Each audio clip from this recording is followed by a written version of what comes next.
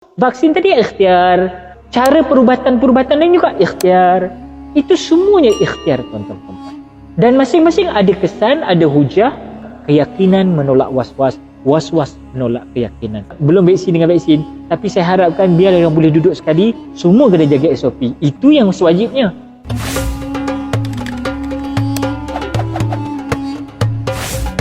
Jom sama-sama kami, caranya mudah.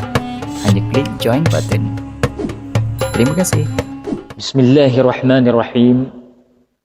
Alhamdulillah. Alhamdulillahi rabbil alamin.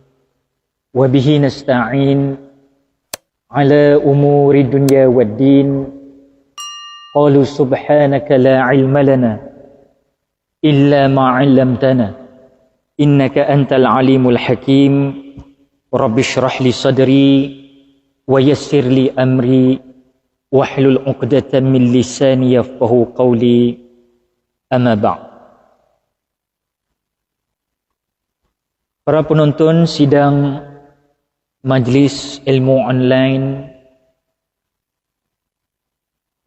dan juga Al-Kahfi Production, mudah-mudahan apa juga kerja buat kita pada saat dan ketika ini, juga kepada pelayar-pelayar yang sedang masuk ke dalam majlis kita pada malam ini, mudah-mudahan yang daripada utara bawa sejahtera, dari timur bawa makmur, dari barat bawa berkat, dari selatan terus mai bawa kawan-kawan.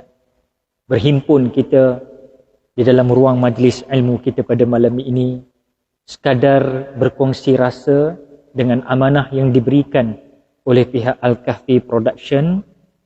Berbetulan hari ini Yaumil Jumaah, disunahkan kita untuk membaca suratul Kahf. Dan insya-Allah pada kali ini ana yang dhaif ingin sama-sama berkongsi rasa dengan hadirin hadirat rahimakumullah. Walaupun dalam keadaan sekarang ini kita melihat bahawasanya kita sudah terbiasa dan makin bersama-sama berusaha untuk mendepani suasana endemik yang sedang berlaku khusus dalam negara, bahkan amnya ke seluruh dunia. Ma'asyarul muslimin muslimat rahimakumullah. Masya Allah, Masya Allah, Masya Allah.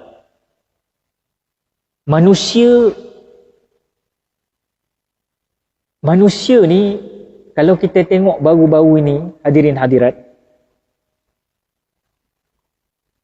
memang dalam suasana sudah tidak tahan. Tidak tahan dalam bagaimana untuk mereka berdepan dengan masalah ekonomi. Tidak tahan dalam suasana berkurung di dalam rumah. Tidak tahan dalam suasana masih dalam keadaan kita sentiasa mematuhi SOP yang diwajibkan oleh pihak berwajib untuk masuk ke dalam rumah Allah untuk mendirikan ibadah. Tidak tahan dalam berhadapan dengan keluarga kita masing-masing. Sudah sampai 2 tahun hadirin hadirat rahimakumullah. Masing-masing tak tahan. Jadi bagi mukadimah majlis pada kali ini, insya-Allah izinkan ana yang dhaif untuk berkongsi dengan satu maudhu', satu tajuk, iaitu fikir dan zikir. Fikir dan zikir. Fikir pada akal, zikir pada qalbi. Masya Allah tuan-tuan. Dalam kita sebut bahawasanya manusia memang tak tahan dikurung. Manusia tak boleh dikurung. Manusia tidak boleh seolah-olah dipagar. Dalam suasana pandemik dan endemik sekarang ini. Namun di sana agama mengingatkan kita. Agama mengingatkan kita sepotong hadis dari junjungan besar Nabi Muhammad sallallahu alaihi wasallam.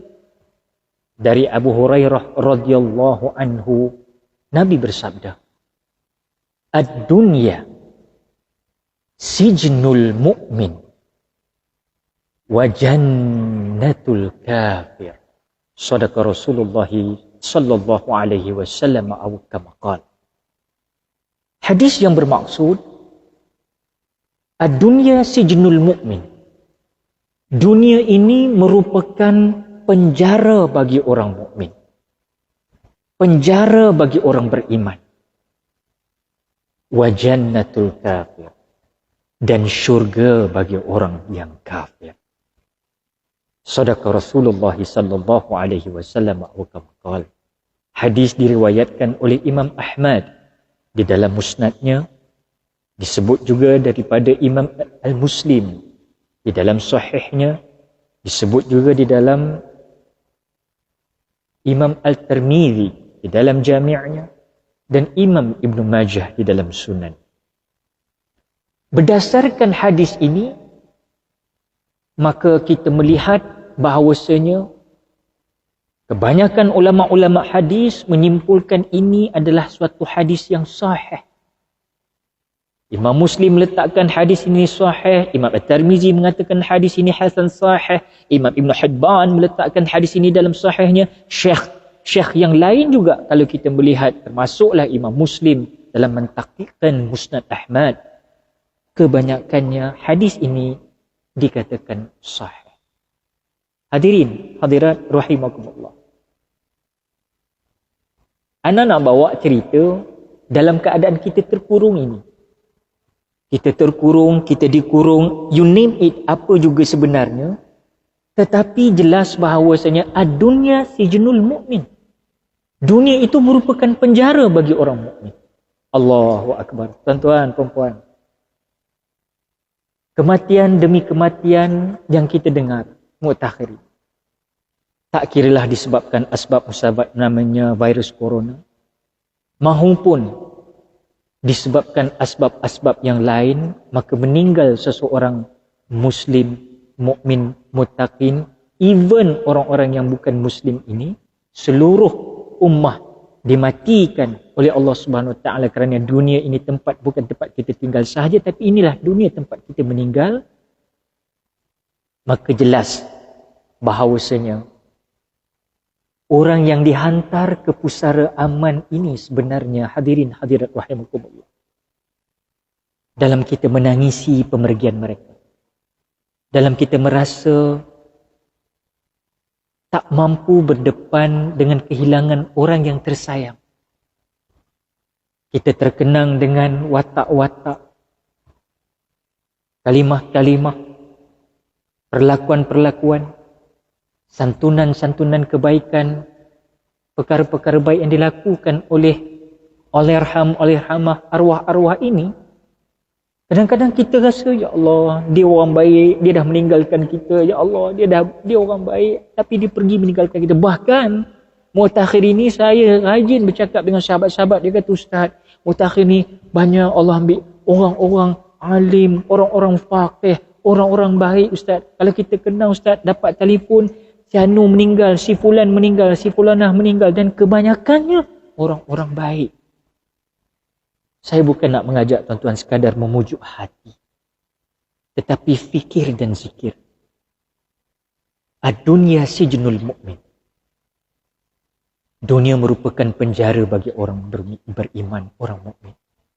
Jelas tuan-tuan, di saat kita menangisi pemergian mereka semua ini, mudah-mudahan mereka ini sebenarnya lepas daripada penjara. Mereka ini Allah bukakan pintu penjara itu untuk mereka berada di alam hakikat yang seterusnya, realiti waqi', iaitu di alam barzakh. Yang mana Nabi menyatakan apabila masuk ke dalam perkarangan perkuburan, Nabi memberi salam, Assalamualaikum ya ahlan diyar. Assalamualaikum ya ahlan diyar. Dan Nabi menyatakan bahawasanya, salam sejahtera ke atas kamu wahai penghuni-penghuni kubur.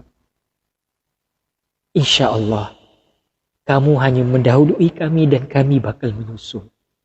Rupa-rupanya kematian demi kematian ini yang kita tonton, yang kita lihat, yang kita hadam, yang kita masukkan ke dalam sanubari sama ada dengan tangisan, dengan rasa penuh kasih sayang, dengan rasa kesunyian, semua ini tuan-tuan perempuan, rupa-rupanya mereka-mereka yang telah menyahut panggilan Allah ini, sedarlah wahai insan.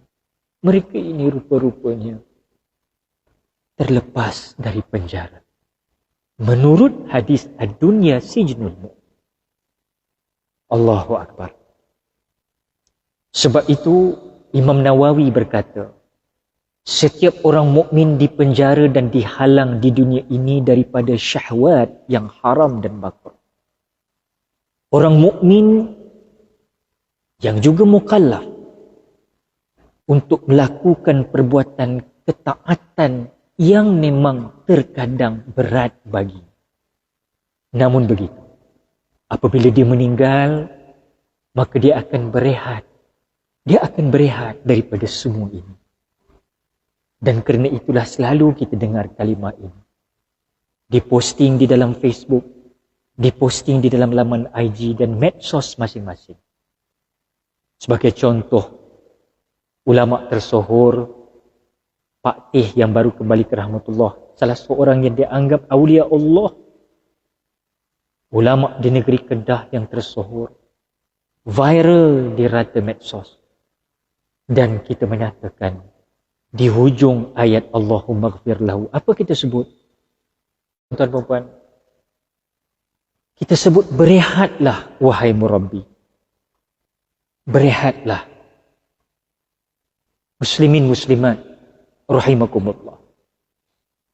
Perkataan berehat itu jelas sebagaimana hadis yang dikatakan tadi bahawasanya ad-dunya sijnul mu'min. Dunia merupakan penjara bagi orang mukmin. Kalau kita tengok dalam cerita bab penjara lah, kalau kita katakan bab penjara, penjara ni siapa yang nak masuk penjara? Kalau dunia ini kita katakan ini penjara, mari kita pandang dari sudut positif. Walaupun perkataan positif orang tak suka sekarang, orang suka negatif. Swab aja negatif, alhamdulillah. Dulu positif, cantik. Sekarang swab positif, dislike. Bahasa orang sekarang. Hadirin hadirat rahimakumullah. Perasan atau tidak, bila kita sebut penjara ni, kita tak suka di penjara. Tetapi tuan-tuan perempuan, perasan atau tidak, kisah-kisah yang diceritakan oleh sahabat-sahabat kita, The Undertaker. Tahu The Undertaker? Tukang pengurus, pengendali jenazah-jenazah. Antara jenazah-jenazah yang diuruskan, tidak lain tidak bukan, ada golongan-golongan tanah kubur ataupun golongan-golongan sahabat ana Tok Adi. Biasa dengan tanah kubur ni Tok Adi lah. Kita kata Tok Adi lah kan. Astaghfirullahaladzim. Kita berdoa je lah. Contoh. Watak beliau itu. Tapi yang anda nak sebut di sini ialah, bagaimana kita melihat sahabat ana yang menguruskan jenazah-jenazah banduan terakhir. Mereka berkongsi cerita yang tak pernah kadang-kadang kita dengar. Sebab cerita ini ditutup. Cerita ini dihijab. Tetapi mereka menceritakan kepada kita bagaimana di saat banduan-banduan terakhir yang mereka berakhir di tali gantung ini, rupa-rupanya subhanallah, hikmah mereka, Allah takdirkan duduk di dalam penjara ini, mereka berubah menjadi golongan yang lebih baik daripada sebelumnya. Allahu Akbar. Hatta daku ingin mengongsikan satu kisah bagaimana seorang sahabat saya, namanya Pak Munawir. Dia biasa buat live Facebook nak cerita kisah pengalaman dia mengendalikan jenazah. Beliau menyatakan ada satu jenazah banduan terakhir yang mana berkumat kamit mulut si banduan terakhir ini waktu hari Jumaat. Macam hari ni hari Jumaat, tadi subuh tadi Allah takdirkan waktu untuk menggantungkan pergantungan diri dia sudah berlaku. Tidak ada ucapan lain tuan-tuan. Tidak ada ucapan lain kecuali ungkapan yang lahir daripada mulut sang banduan terakhir ini. Apa dia?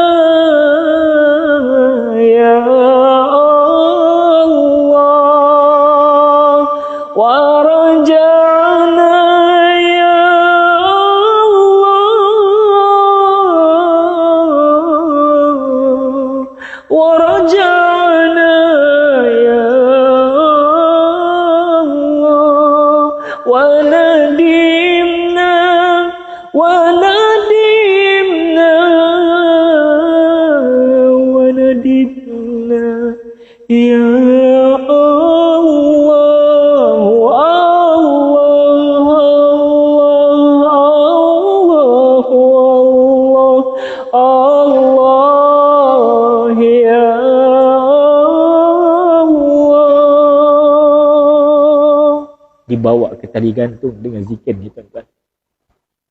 Kau membayang tengok, kau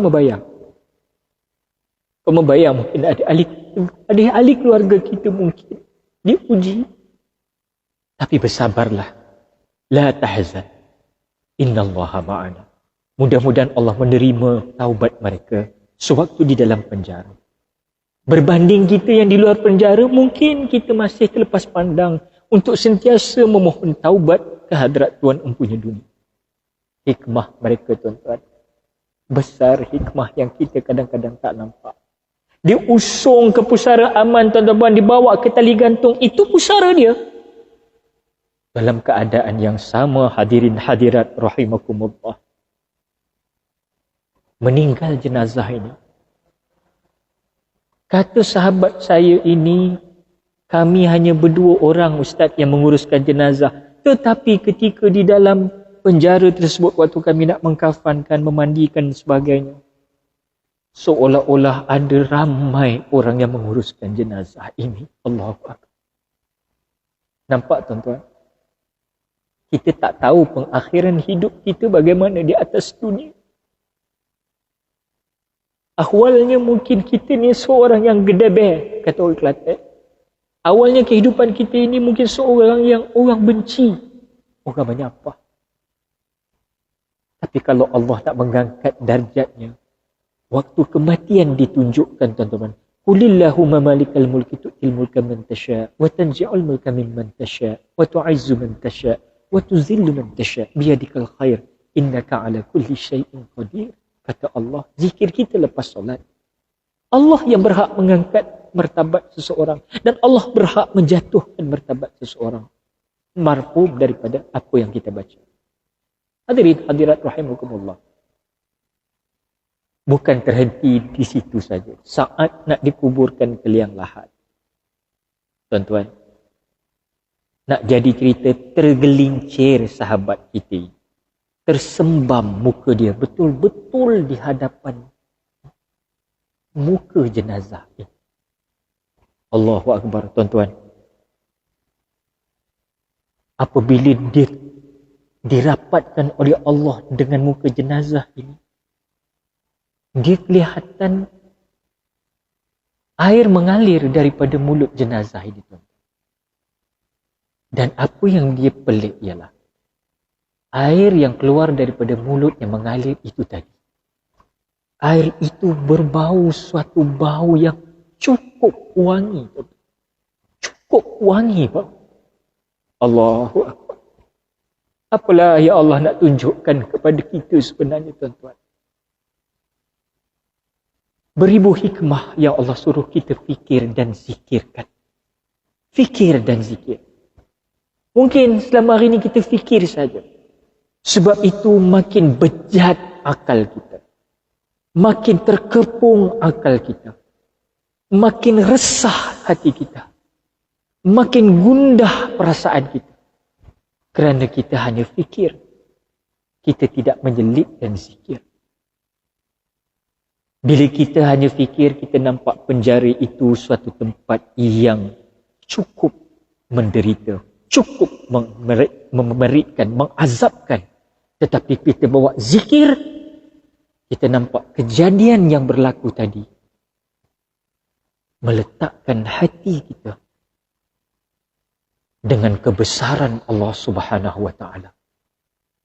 Allah boleh mengubah seseorang yang jangkanya pada adatnya kita menyatakan dia orang yang tidak baik, orang yang maksiat.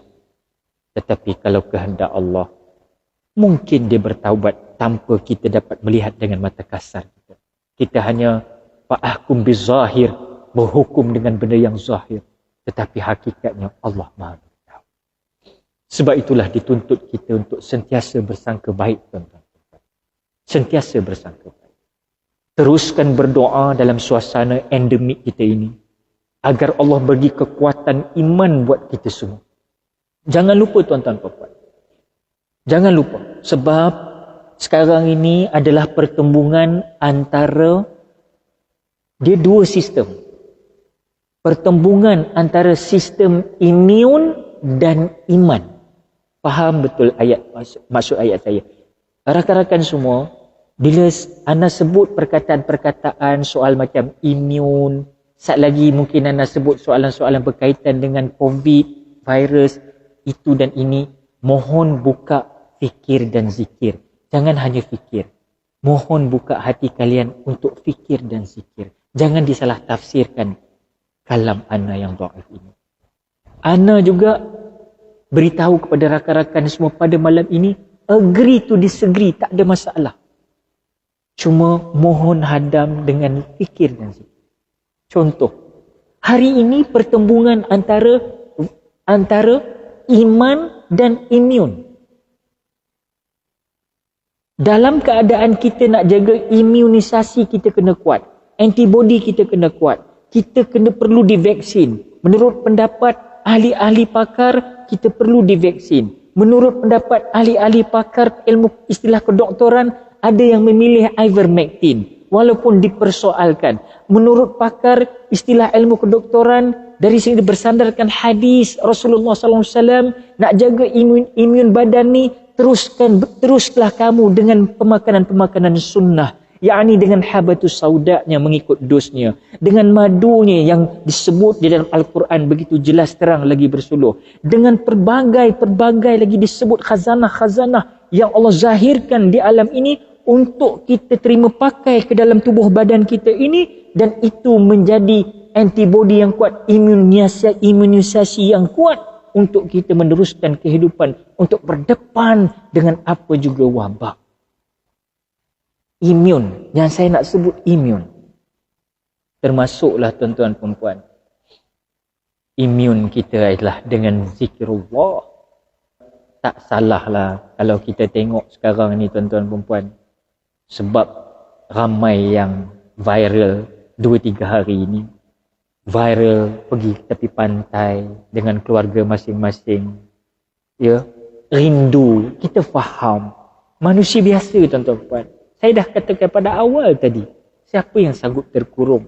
Jadi bila pihak berwajib menyatakan sesiapa yang dah 2 dos ni boleh pergi bersantai dengan keluarga dan sebagainya, nah, kita saksikan sendiri bagaimana begitu penuhnya di pantai Morib. Saya melihat di pantai-pantai lain, bahkan di mana-mana tempat sekadar mananya ada kehijauan dan tasik ribuan pepohonan, semua orang untuk meriliskan tension. Kita faham tuan-tuan perempuan, bahkan semuanya mudah-mudahan patuhlah dengan SOP, kerana 2 dos vaksin bukanlah satu tiket untuk mengatakan kita bebas daripada tidak kena dengan COVID-19.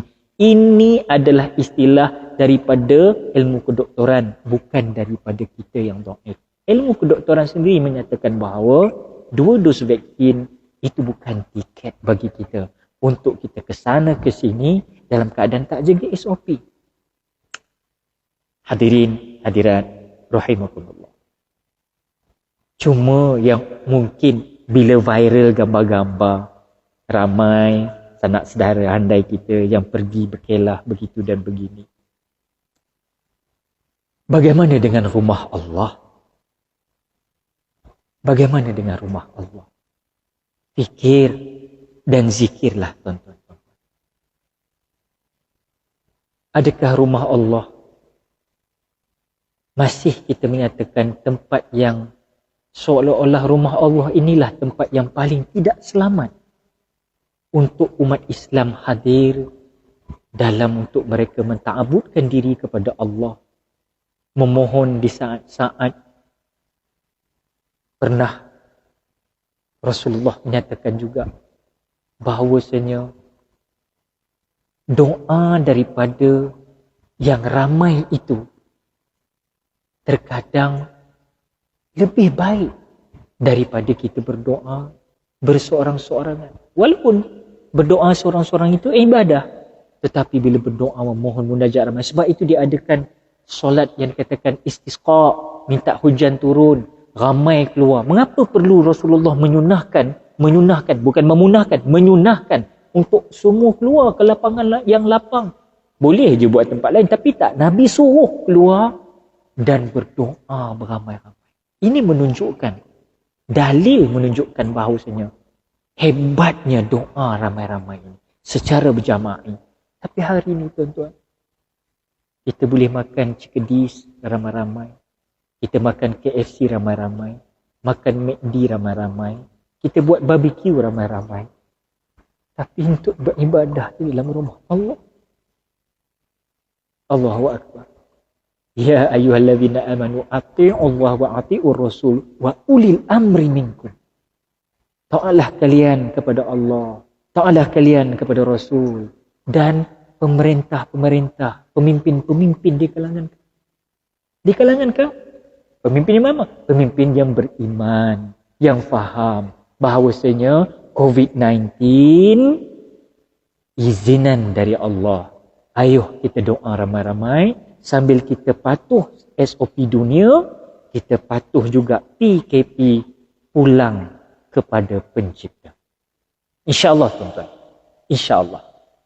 Sebab itulah saya rasakan bila rumah Allah masih lagi begini, mungkin ini sedikit membuatkan umat Islam resah.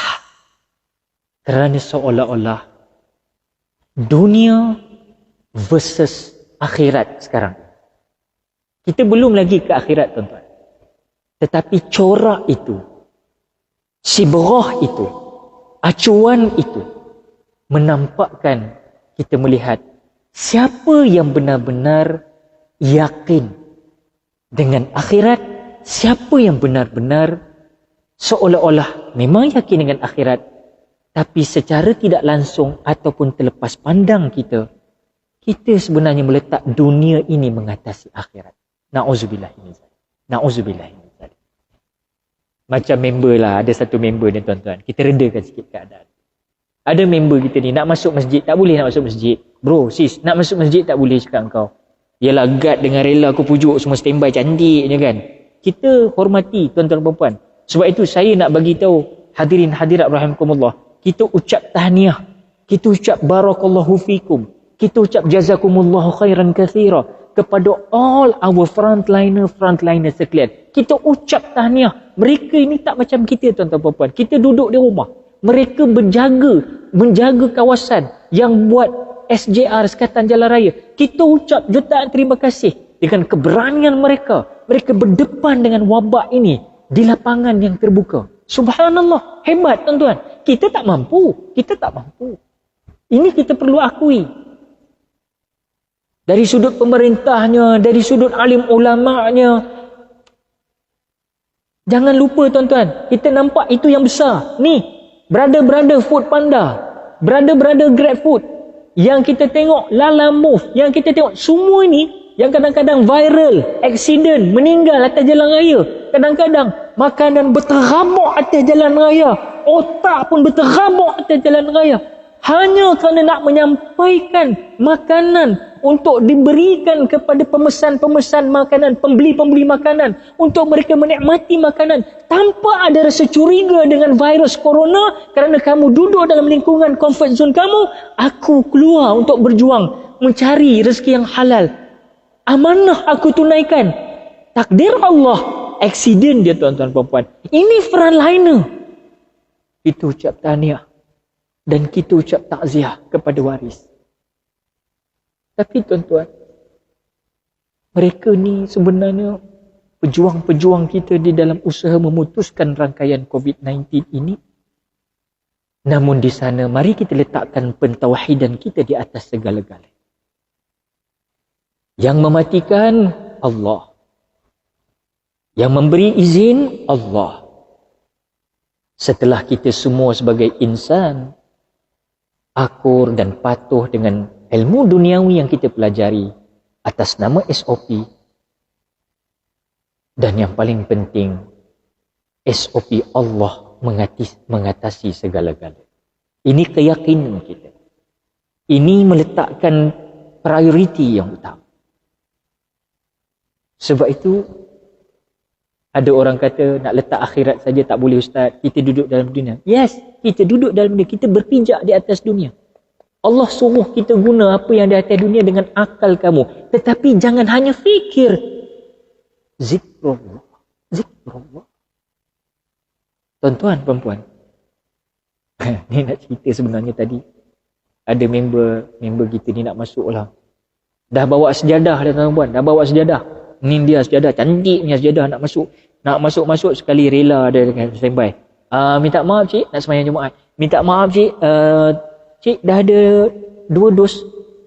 Biasa standard kan. Member kita ni bawa. Alamak. Dia tanya pula 2 dos. Aku tak ada, belum dos lagi, tak ada lagi. Dia pun kata, minta maaf tuan. Tuan, saya 2 dos tak ada tuan. Saya memang 2 dos tak ada. Tapi dosa memang berlambak-lambak dia kata. 2 dos tak ada, tapi dosa berlambak-lambak.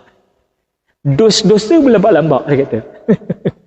Kira dia nak merayu jugalah dengan ihsan. Kalau boleh nak masuk juga. Tapi benda ni jadi lucu lah bagi anak kan. 2 dos tak ada tuan. Tapi dosa memang berlambak-lambak dia kata. Allah, yang ni nak masuk rumah Allah ni. Masya Allah, kadang-kadang kita jadi lucu gitu. Pelbagai insiden yang berlaku dalam mendepani wabak COVID-19.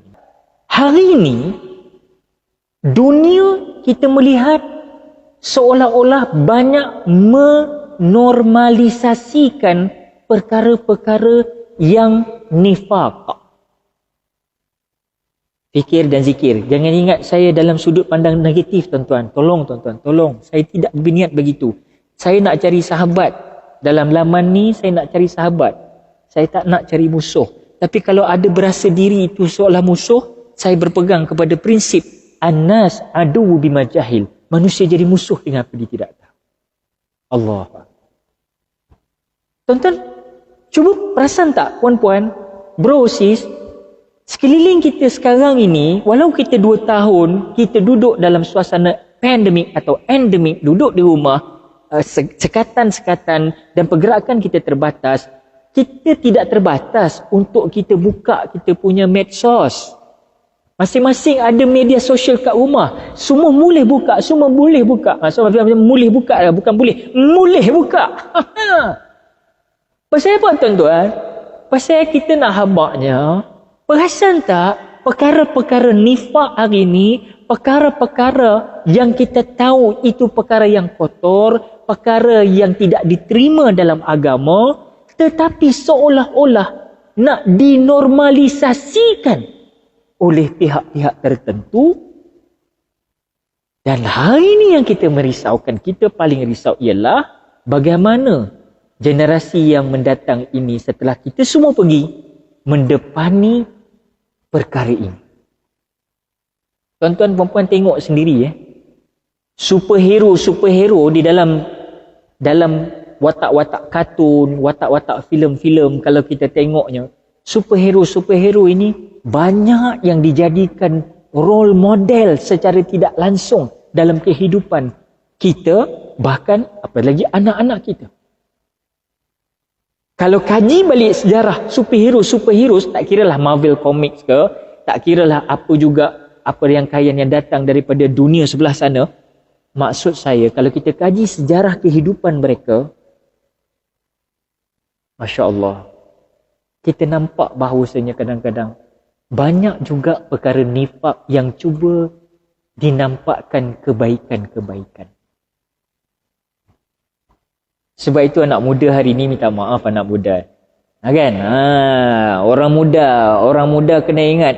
Ingat mati, ingat. Kan macam itulah cerita lebih kurang. Ingat mati. Sebab anak muda dia kata, tak apalah Ustaz, saya belum beruban lagi. Selalunya yang beruban-beruban dekat mati kata. Syarat mati bukan beruban. Yang segar bugar terbujur kaku. Bila Israel datang memanggil, jasad terbujur di pembaringan. Buka-buka jenazah. Ingat tu kan, muda lah beb, baik gua. Nak kata macam mana? Sedia. Syarat mati bukan tua. Anak-anak muda kita, mereka dalam ucapan-ucapan mereka hari ini, jelas nampak style mereka berucap pun sudah berubah. Macam mana kita do? Kan do, perkataan do tu. Alamak, relax lah do. Kan? Mungkin itu style, aku faham, saya faham, Ana faham, gua faham. Relax lah do. Gua tunggu tadi do. Aku lama tunggu kau tadi do. Do tu sebenarnya asal daripada mana? Do tu bodoh. Aku tunggu kau lama tadi bodoh. Tapi bila di short form kan, dia jadi aku tunggu kau lama tadi do. Kan? Jadi tak nampak sangat. Sebenarnya kalimah tu, aku tunggu kau lama tadi bodoh. Nampak tak perkara yang tak molek, tak cantik, diindahkan, di stylus kan. Ini jadi dia.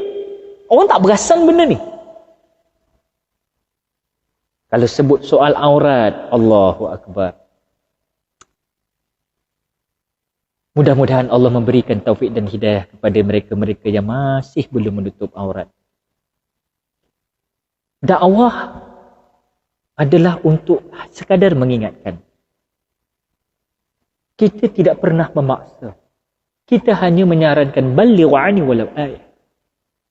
Kita bagi tahu dalam surah-surah yang menyatakan surah An-Nur contohnya bagaimana apabila turun ayat-ayat Allah memerintahkan kepada isteri Nabi sallallahu alaihi wasallam untuk melabuhkan tudung hingga ke bawah dada mereka, maka nampaklah mereka-mereka yang beriman ketika itu mengambil segala apa yang ada dekat mana, dekat dinding-dinding rumah mereka, kain-kain apa yang ada, terus tutup. Maknanya waqalu sami'na wa ata'na, taatnya iman mereka. Subhanallah. Yang ini yang kita nak tiru. Tapi walhasil hari ini, kalau kita tak buat konsep fikir dan zikir hari ini, kita nampak hari ini seolah-olah berapa ramai yang orang baik di luar sana. Berapa ramai orang yang cerdik di luar sana. Berapa ramai orang yang kadang-kadang cukup brilian akal fikir dia. Tapi dalam waktu yang sama, mungkin kita terlepas pandang dengan melihat atau kita membiarkan dia dalam keadaan mereka membiarkan diri mereka terserlah dengan membuka aurat mereka. Saya faham, mungkin ada orang kata, tak apalah Ustaz. Setidak-tidaknya dia telah membuat kebaikan. Walaupun dia tidak tutup aurat Ustaz, tapi dia buat baik Ustaz. Ini kata kita kan, orang awam kan, biasa kan. Muslimin muslimat rahimakumullah. Kalau itulah sandaran kita, bermakna agama Islam ini sama dengan agama lain. Di mana kita nak letakkan al-Islamu ya'lu wa la yu'la alaih. Islam agama yang tinggi.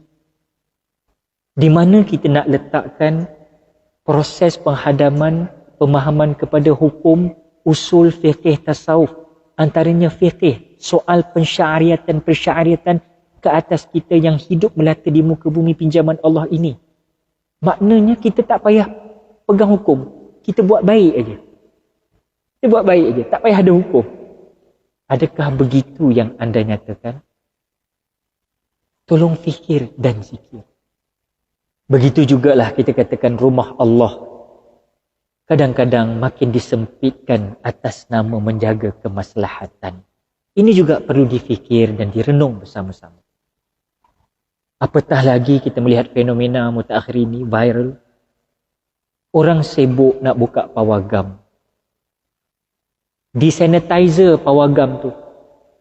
Dibuatkan penjagaan SOP yang rapi di pawagam itu. Dan mungkin ketika itu orang-orang yang ahlul pawagam kata kau, dah melonjak-lonjak hati mereka, ya Allah, 2 tahun gua tunggu nak masuk pawagam. Alhamdulillah, boleh lah, boleh. Korang fikir tengok. Bagaimana yang, ya Allah, 2 tahun aku tak boleh masuk ke rumahmu, ya Allah. Permudahkanlah, ya Allah. Ini yang saya katakan, pertembungan antara dunia versus akhirat. Ini yang kita katakan, tuan-tuan. Allahu Akbar. Sebab itu, marilah kita fikir dan zikir. Golongan-golongan netizen, jabatan-jabatan WhatsApp,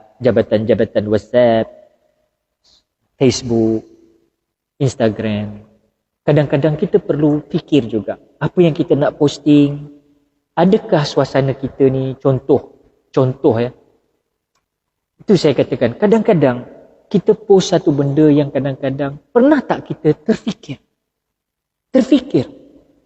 Aku post ni, adakah akan mengusik sanubari orang lain?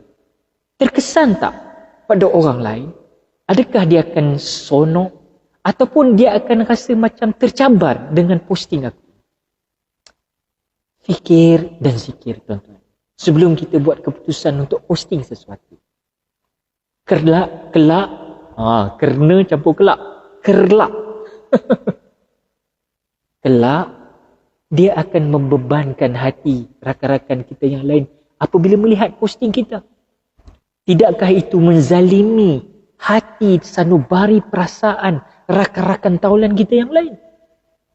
Sedangkan Islam itu terbina, kata Nabi, umat Islam itu ibarat tiang kokoh mengukuh antara satu dengan lain. Kata bahasa kita, cubit paha kanan, terasa paha kiri. Sekarang ini kita cubit, tuan-tuan perempuan. Kita cubit, tuan-tuan perempuan, paha kita. Kan? Tapi yang cubit sikit, tapi yang rasa sakit dengan orang lain. Allahu Akbar.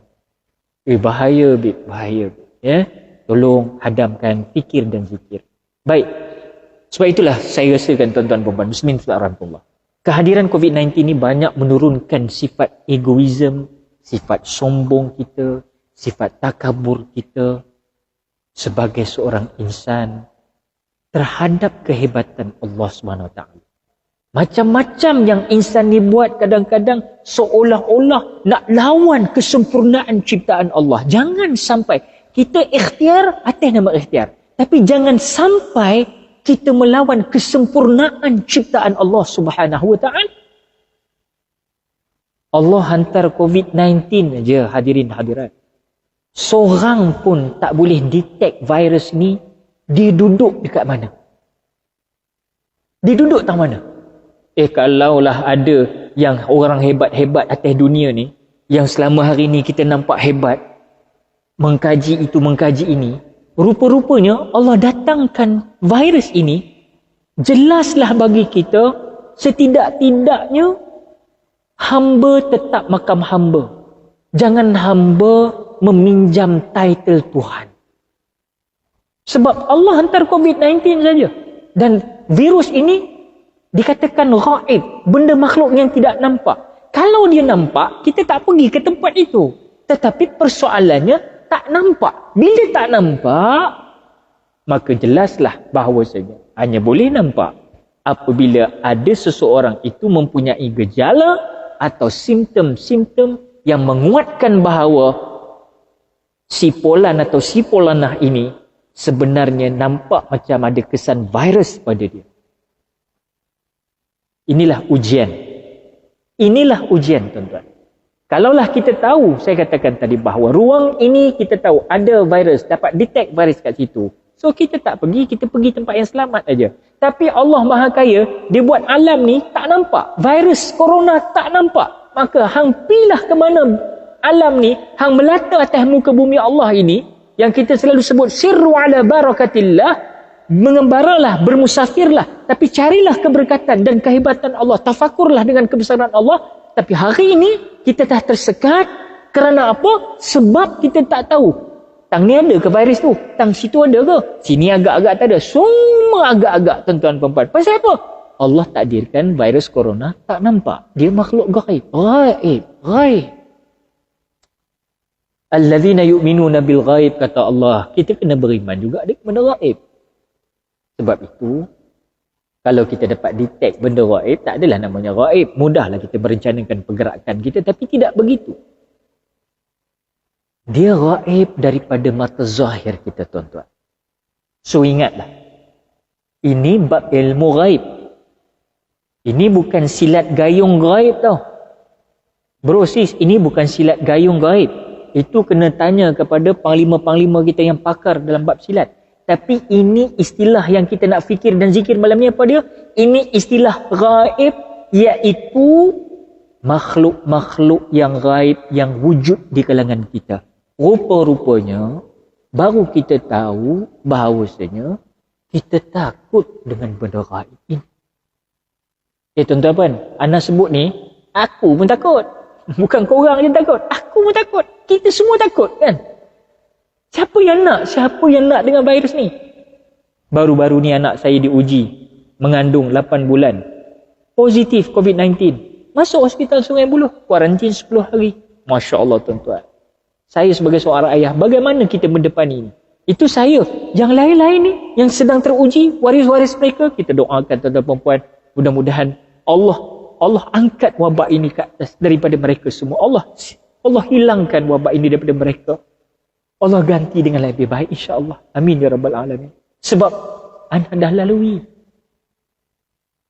Kalau orang kata kita tak lalui, tuan-tuan puan, sembang kari ya. Ni mamak ni sembang kari ya. Orang kata gitulah bahasa sekarang. Ini sembang bikin bimbang. Bro sis, ini bukan sembang bikin bimbang. Hati ni bagi nak runtuh bila dengar anak anda kita kena sendiri. Allahu akbar, tuan-tuan. Begitu sekali pergantungan harapan kita kepada Allah ketika itu. Dan adakah kita menolak ikhtiar dia? Tidak. Itu saya katakan tadi bahawa kita hantar anak kita kepada tempat yang mereka itu, yang dikatakan orang yang mengerti dalam bab itu. Fasalu ahla dzikr. Bertanyalah kalian kepada mereka yang tahu dalam ilmu itu. Maka kita hantar. Contohnya di hospital Sungai Buloh. Hantar di hospital Sungai Buloh. Itu saya kata dalam ceramah sebelum ini juga. Kalau orang kata ustaz-ustaz ni kadang-kadang anti itu, anti ni, adalah orang sebut. Itu persepsi manusia. Manusia akan bercakap selagi ada mulut. Tetapi kita nak bagi tahu, kalau itulah fikir mereka, mereka tidak berzikir. Rupa-rupanya. Cuba fikir dan zikir. Kita fikir untuk membawa anak kita ke rumah sakit. Apabila sakit, kita juga sakit, kita ke rumah sakit. Tetapi zikir kita apa? Allah yang menurunkan penyakit. Allah boleh tarik penyakit. Alhamdulillah, alhamdulillah. Anak-anak pada 4-5 hari yang lalu, dengan izin Allah, dan Ana ucapkan jutaan terima kasih kepada para doktor dan nurse yang jaga anak-anak. Masya Allah. Dengan baik. Dengan mengawal, memantau, keluar setelah 10 hari dan sekarang tengah kuarantin lagi. Subhanallah. Nampak tuan-tuan perempuan? Inilah yang kita katakan. Tapi kita takutlah. Apapun, walaupun dah 2 dos ataupun yang belum vaksin, semua dalam keadaan sama je, takut. Sebab berhadapan dengan benda ghaib. Allazina yu'minuna bil ghaib. Berimanlah kalian dengan benda-benda ghaib. Neraka benda ghaib. Tak nampak juga lagi. Tak nampak lagi. Tu yang nak cuba letakkan analogi current. Supaya kita mudah faham. Nampak macam tak ada. Pegang baru ada.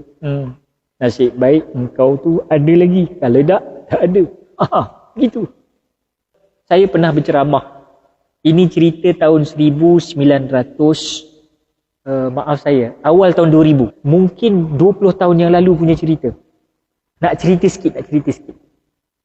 Ana pernah diundang oleh pemimpin atau Rais di kawasan Rantau Panjang, Kelantan Darul Naim. Ni cerita di Kelantan, waktu ana kerap ke Kelantan. Seketika sementara Allahyarham Datuk Seri Bentara Tuan Guru Datuk Haji Ni Abdul Aziz Ni'mat Al-Awliyaullah masih hidup ketika itu. Allahu Akbar. Tak boleh sebut nama Tok Guru ni tuan-tuan. Masih hidup adik kakak. Situ dia duduk. Para hadirin sekalian. Dia cerita Tok Guru pula. Cek royak cara Tok Guru. Ambo ni YB Rantau Panjang ni panggil Ambo. Buat malai ke sini Islam. Itu dia duduk. Malai ke sini Islam. Jadi Ambo pergilah buat malai ke sini Islam. Malai tu malai tahun baru. Ana ni jadi sebagai host di atas stage pada malam tu. Sampai dekat atas stage, waktu tu tepat jam 12.30 malam. Jadi YB pun kata, okey, tepat jam 12.30 malam, kita akan buat selawat. Ni kehebatan je pemerintahan. Kalau kita letak Islam ni, kita akan tukar. Kita buat selawat Nabi. Sallallahu ala Muhammad,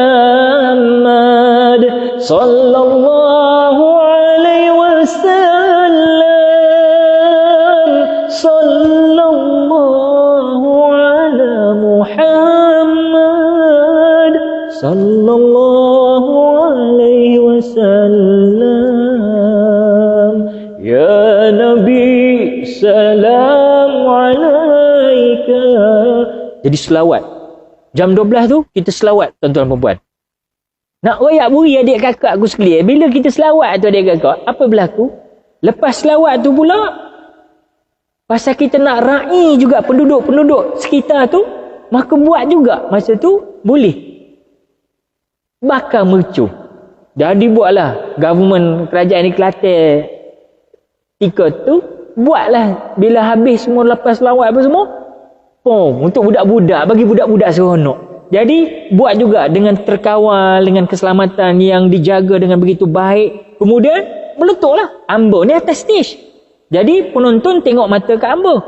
Lepas tu Ambo katalah, waktu Ambo nak kata tu, jadi dekat stage ni ada tiang besi, adik kakak, ada tiang besi. Jadi atas stage tu penuh lah apa nama wire apa semua berselirat lah, wire, lampu, spotlight lah, guna-guni lah, banyak lah selirat atas tu. Jadi nak royak beri pada adik kakak. Jadi Ambo pun sebagai host, Ambo kena recek lah, Ambo kena royak. Adik kakak aku sekalian, tengok belakang atas tu, dekat atas langit le ni. Jom kita sama-sama, ayo kita tengok atas langit le ni, kita tengok indahnya, Masya Allah, cahaya-cahaya, mercu-mercu ni. Maka bila anak tengah nak royak beri lagu tu, Ambo pegang batai besi dekat atas stage tu. Tuan-tuan perempuan tahu apa cerita? Rupanya besi tu, tiang tu, rupanya tak ada wayar bumi. Habis siapa jadi wayar bumi? Aku jadi wayar bumi malam tu. Udah jadi tapi orang ingat anak buat lawak.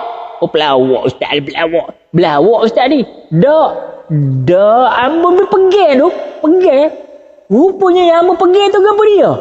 Rupanya kaf ra nun, karen. Bahasa Jawi, kaf ra nun, karen. Oh, dia kata orang gelak kat bawah tu, dia tengok anak gegar gitu. Dia tak tahu kita nak rasa nak terbakar dah atas. Ini sejarah dakwah di bumi Kelantan yang saya tak dapat lupa sampai hari ini. 2 minggu karen dalam badan aku. Jadi karen man. Karen man. Bro, sis. Pegang karen. Mu nak karen? Oh, insyaAllah jangan main-main. Cuma Allah lindung anak tu, karen tak, agaknya voltage tak berapa. Kalau kuat, dan kemudian saya pakai penebat kasut getah. Kalaulah rasa-rasanya kuat voltage tu, sebab mungkin tangan saya basah dan sebagainya, saya ingat melambung saya. Dah arwah kot, na'udzubillah. Banyak lagi kita ni, amal tak cukup, dosa banyak kan. Begitulah gitu. Tapi Allah panjangkan umur. Tapi kesan itu sampai sekarang saya teringat. Yang saya nak sebut apa dia? Kafronun. Current. Kalaulah aku tahu tempat tu ada current, macam kita khabar main tadi lah. Kalau kita tahu tempat tu ada virus, takkan kita nak pergi tempat tu. Confirm kita tak pergi punya. Sama current ni. Kafronun, current, kita tak nampak. Sebab itu kita pegang. Ustaz, tapi tak nampak Ustaz. Betul tak nampak. Habis macam mana nak tahu benda tu ada? Kau buka lah kat wire dia tu, cuba kau pegang dalam dia. Nak tengok. Maknanya apa? Kafronun, current, tak nampak. Pegang baru nampak. Tapi cuba anda terbalikkan perkataan kafronun. Nun, rokaf. Neraka. Current tak nampak, tapi ada. Neraka tak nampak, ada. First, semua kena hadam yang virus ni ada dan wujud di kalangan kita. No doubt. Orang putih kata no doubt. Jangan kamu sangsi. Memang kita yakin bahawasanya virus corona ni wujud di kalangan kita. Cuma kita katakan sifatnya ghaib, tak nampak. Okey. So saya katakan tadi, banyak benda yang ghaib di keliling kita ni. Tapi Allah seolah-olah fikir dan zikir hari ni. Seolah-olah Allah nak bagi tahu pada habaq mai pada kita ni bahawasanya apa tuan-tuan puan-puan, kita pergi ke Perak pula, bahawasanya kita ni dah tahu dah kata ada malaikat kiri dan kanan roket dan atid yang mencatatkan apa juga peramalan-peramalan baik buruk benar kita ni. Udah tahu dah kita semuanya. Udah tahu di khabar dah ustazah katanya esok di soal siasat di dalam kubur adanya namanya apa namanya soal siasat mungkar dan nakir.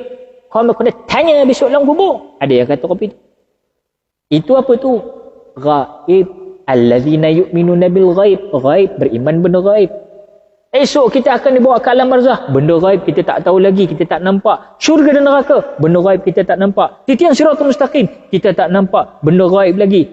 Siksaan neraka, benda ghaib. Siksaan kubur, benda ghaib. Kita dengar daripada para alim ulama membahas Quran dan hadis-hadis.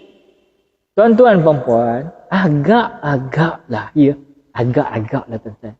Bila Allah turunkan virus corona yang juga berupa benda yang ghaib, cuma agak-agak saya yang dhaif. Rupa-rupanya Allah nak tengok kita ni takut. Takut tuan-tuan dengan virus corona ini. Tapi takut. Mereka hanya takut kepada virus corona yang gaib. Tapi soal malaikat mungkar dan nakir, malaikat roket dan atid, semua amal pahala, juga perbuatan maksiat jadi dosa. Ini semua kita tidak ada rasa apa-apa. Tak takut pasal apa? Benda gaib. Allahu Rabbi Allah. Saya ingat diri saya tuan-tuan. Saya ingat diri saya tuan-tuan.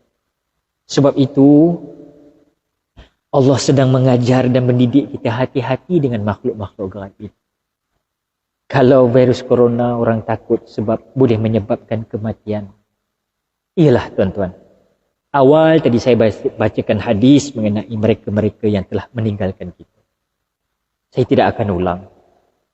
Tetapi first kali tolong jangan labelkan. Saya nak ajak tuan-tuan perempuan, dalam kita berdepan dengan makhluk gaib, kita perlu juga duduk dalam suasana, sentiasa duduk dalam adab. Mendepani sesuatu dengan adab. Ini Nabi ajar pada kita tuan-tuan. Mungkin ada di kalangan kita orang-orang yang mungkin mereka ada hujah yang tersendiri, tak nak lagi ambil vaksin. Ni viral lah. Sekarang ni orang kata ada ni ustaz ni anti vaksin, ada ulama ni anti vaksin, yang ni pula pro vaksin, yang kedua-dua ni ulama, ini ustaz. Tapi mereka sendiri bisa mendapat yang kami ni macam mana ustaz? Araban tebin dah yop katanya. Udah hai koma apa itu kami di bawah, apa mana? Tak sabar. Walau syaa rabbuka la ja'alanna ummatan wahidah wa la yazaluna mukhtalifin, kata Allah. Aku jadikan kamu ni memang beza-beza. Beza-beza. Kan? Jadi cuma kita ni, beza-beza kita ni macam mana? Itu kehebatan Allah. Cuma cari penyatuan itu dengan didasari daripada ilmu. Jadi semuanya atas keyakinan ilmu. Adakah kita kata orang yang tak nak ambil vaksin tu, oh mereka ni bodoh, mereka ni tidak berilmu? Saya rasa pihak berwajib pun tak adalah sampai tahap macam tu. Tahap gaban macam tu nak cakap, tidak. Cuma government, pihak berwajib menyatakan, eloklah diambil vaksin tu dalam suasana berdepan dengan wabak ini. Itu pernyataan daripada pihak yang berwajib. Namun kita tidak dapat nafikan mengapa di sana masih ada yang tidak mahu mengambil vaksin ini. Jadi janganlah pula kita terus labelkan, oh ni anti vaksin. Anti vaksin ni memang teruk lah depa-depa ni. Memang teruk lah. Masya Allah tuan-tuan, perempuan, kita diajar beradab. Termasuklah cerita tadi, pergi tayang pula orang yang dapat 2 dos ni, tayang pula pada golongan-golongan. Padan bukan. Orang suruh 2 dos. Dah 2 dos, macam kami lah dapat. Nak ke sana, nak ke sini, nak ke sini, ke sini. Dapatlah rupa kami. Bukanlah semua tuan-tuan ya. Tapi ada tak rupa itu? Ada tuan-tuan perempuan. Ada, bukan tak ada. Jadi adab itu berdepan dengan adab-adab ini yang kita masalah ni. Jadi seolah-olah ada pemisahan. Itu saya sebut. Kadang-kadang benda ni jadi viral baru-baru ni kan. Saya sebut itu atas lillahi ta'ala. Jangan ada pemisahan tuan-tuan. Jangan ada pemisahan. Jangan ada pemisahan. Sebab kita faham tubuh masing-masing ada kesan penerimaan yang berbeza dalam soal vaksinisasi ini. Ini pihak ilmu kedoktoran sendiri telah menjelaskan. Bukan kita pandai-pandai, tak. Tuan-tuan, perempuan, saya nak fahamkan di sini tuan-tuan. Ya, ini dah masuk ke tengah nak penghujung ni, kita jadi go deep sikit lah. Ya, jadi tolong ya, fikir dan zikir. Jangan rasa offended pula bila saya cakap soal ni. Minta lapang dada. Sebab kita sayang semua ya. Allah sayang semua. Allah sayang semua. Yang tak vaksin pun Allah sayang. Yang vaksin pun Allah sayang. Dalam neraca Islam begitu. Kan? Sebab yang belum vaksin ini, mereka ada hujah mereka mungkin. Yang vaksin pun ada hujah mereka. Atas pilihan keyakinan mereka masing-masing. Dan didasari oleh ilmu masing-masing. Tak tahulah kita kalau jenis yang sekadar ikut aja kan. Manusia kan begitu.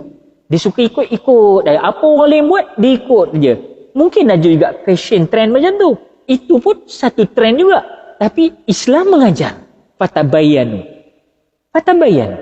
Selidik sebelum kita berbuat sesuatu itu. Saya setuju sangat-sangat dengan pernyataan satu forum yang dibuat baru-baru ni dalam lidas langsung bersama dengan Universiti Sains Islam Malaysia, USIM. Baru-baru ni, saya tengok tu Masya Allah, saya jarang dapat pernyataan ni daripada namanya seorang doktor yang duduk sebagai golongan frontliner. Dia bukannya backliner bro, frontliner. Dia bahkan pengarah kepada frontliner yang ditugaskan untuk memberi vaksin kepada mereka yang nak menerima vaksin. Jadi, saya melihat suasana itu, dalam keadaan saya melihat sahabat-sahabat menonton sekali, dan saya nampak salah seorang dari panel ketika itu adalah beliau ini, seorang doktor. Nama beliau adalah Dr. Nick Shafiq dari USIM. Dr. Nick Shafiq, kalau anda menonton video ini, kalaulah tular video ini, anda nak ucapkan tahniah, mabruk, mabruk, mabruk ya Syekh. Anda bercakap sesuai selaras dengan fikir dan zikir. Anda tidak hanya berfikir, tetapi anda berzikir hingga tampil sifat menyantuni orang lain. Tidak ada sifat kekerasan, tidak ada sifat yang nampak keterpaksaan. Sedangkan kamu, Dr. Nick Shafiq, adalah orang yang diamanahkan duduk di frontliner. Pengarah pula tu. Tapi kata Dr. Nick Shafiq dari USIM, dia kata, kita juga perlu lihat bukan hanya pada data, tapi lihatlah juga pada dasarnya. Nampak ayat dia? Subhanallah. Jangan kita hanya lihat pada data, tapi lihat pada dasarnya. Dasar tu apa? Keluhan-keluhan golongan marhain keluhan-keluhan golongan yang kita katakan mereka yang ada hujah masing-masing, keluhan Dr. Nick Syafiq sendiri sebagai seorang doktor yang jadi pengarah kepada frontliner. Beliau sendiri malam tu live forum, live telecast, beliau katakan pihak berwajib perlu pandang serius mengenai pertembungan. Dia risau tuan-tuan, dia risau sebagai seorang doktor, dia risau mengenai pertembungan antara pro-vak dengan anti-vak. Pro-vak dengan anti-vak. Pro-vaksin dengan anti-vaksin. Bertembung bro sis. Subhanallah. Saya melihat antara Dr. Nick Syafiq nyatakan itu, beliau menyatakan nasib hak-hak yang dinafikan terhadap golongan yang ada sebab. Ada sebabnya. Kita perlu melihat. Bukan kita meletakkan mereka dalam kategori, oh bila tak buat yang ini, kamu kategori yang dayus. Kategori yang menyusahkan rakyat. Kategori yang menyusahkan golongan-golongan yang telah divaksin. Walaupun telah 2 dos itu, ternyata dalam ilmu kedoktoran sendiri menyatakan bahawa itu bukan tiket untuk kata-kata bebas-bebas-bebasnya daripada tidak kena dengan wabak ini. Na'udzubillah. Kita tuan-tuan puan, saya nak bagi tahu, Masya Allah Tabarakallah, tahniah kepada yang dah vaksin, tahniah, tak ada masalah. Sebab semua anda ada keyakinan dan tahap was-was dalam diri masing-masing. Sebab itu saya nak bawa fikir dan zikir hari ini tuan-tuan perempuan yang dah vaksin, alhamdulillah, yang belum pun mereka ada hujah, mereka perlu dihormati. Alhamdulillah jika seandainya ada sebab musabab yang mereka sendiri mengetahui mengapa dan kenapa. Kita perlu hormati pendapat dan keyakinan orang lain.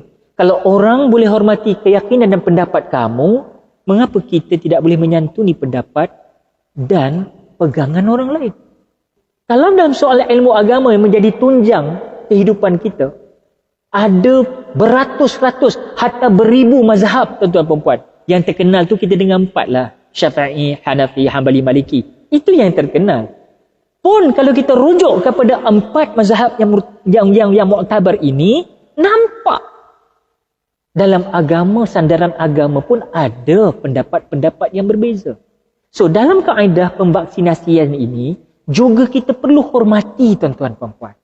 Kita bukan soal sokong tak sokong, kita katakan yang dah vaksin begini, yang tak vaksin begini, yang golongan tak vaksin pula kata pula yang dah vaksin begini. Tak, ini Islam tak ajar macam ni tuan-tuan. Islam tak ajar. Islam suruh menyantuni antara satu dengan lain. Mana hilangnya kasih sayang kita tuan-tuan.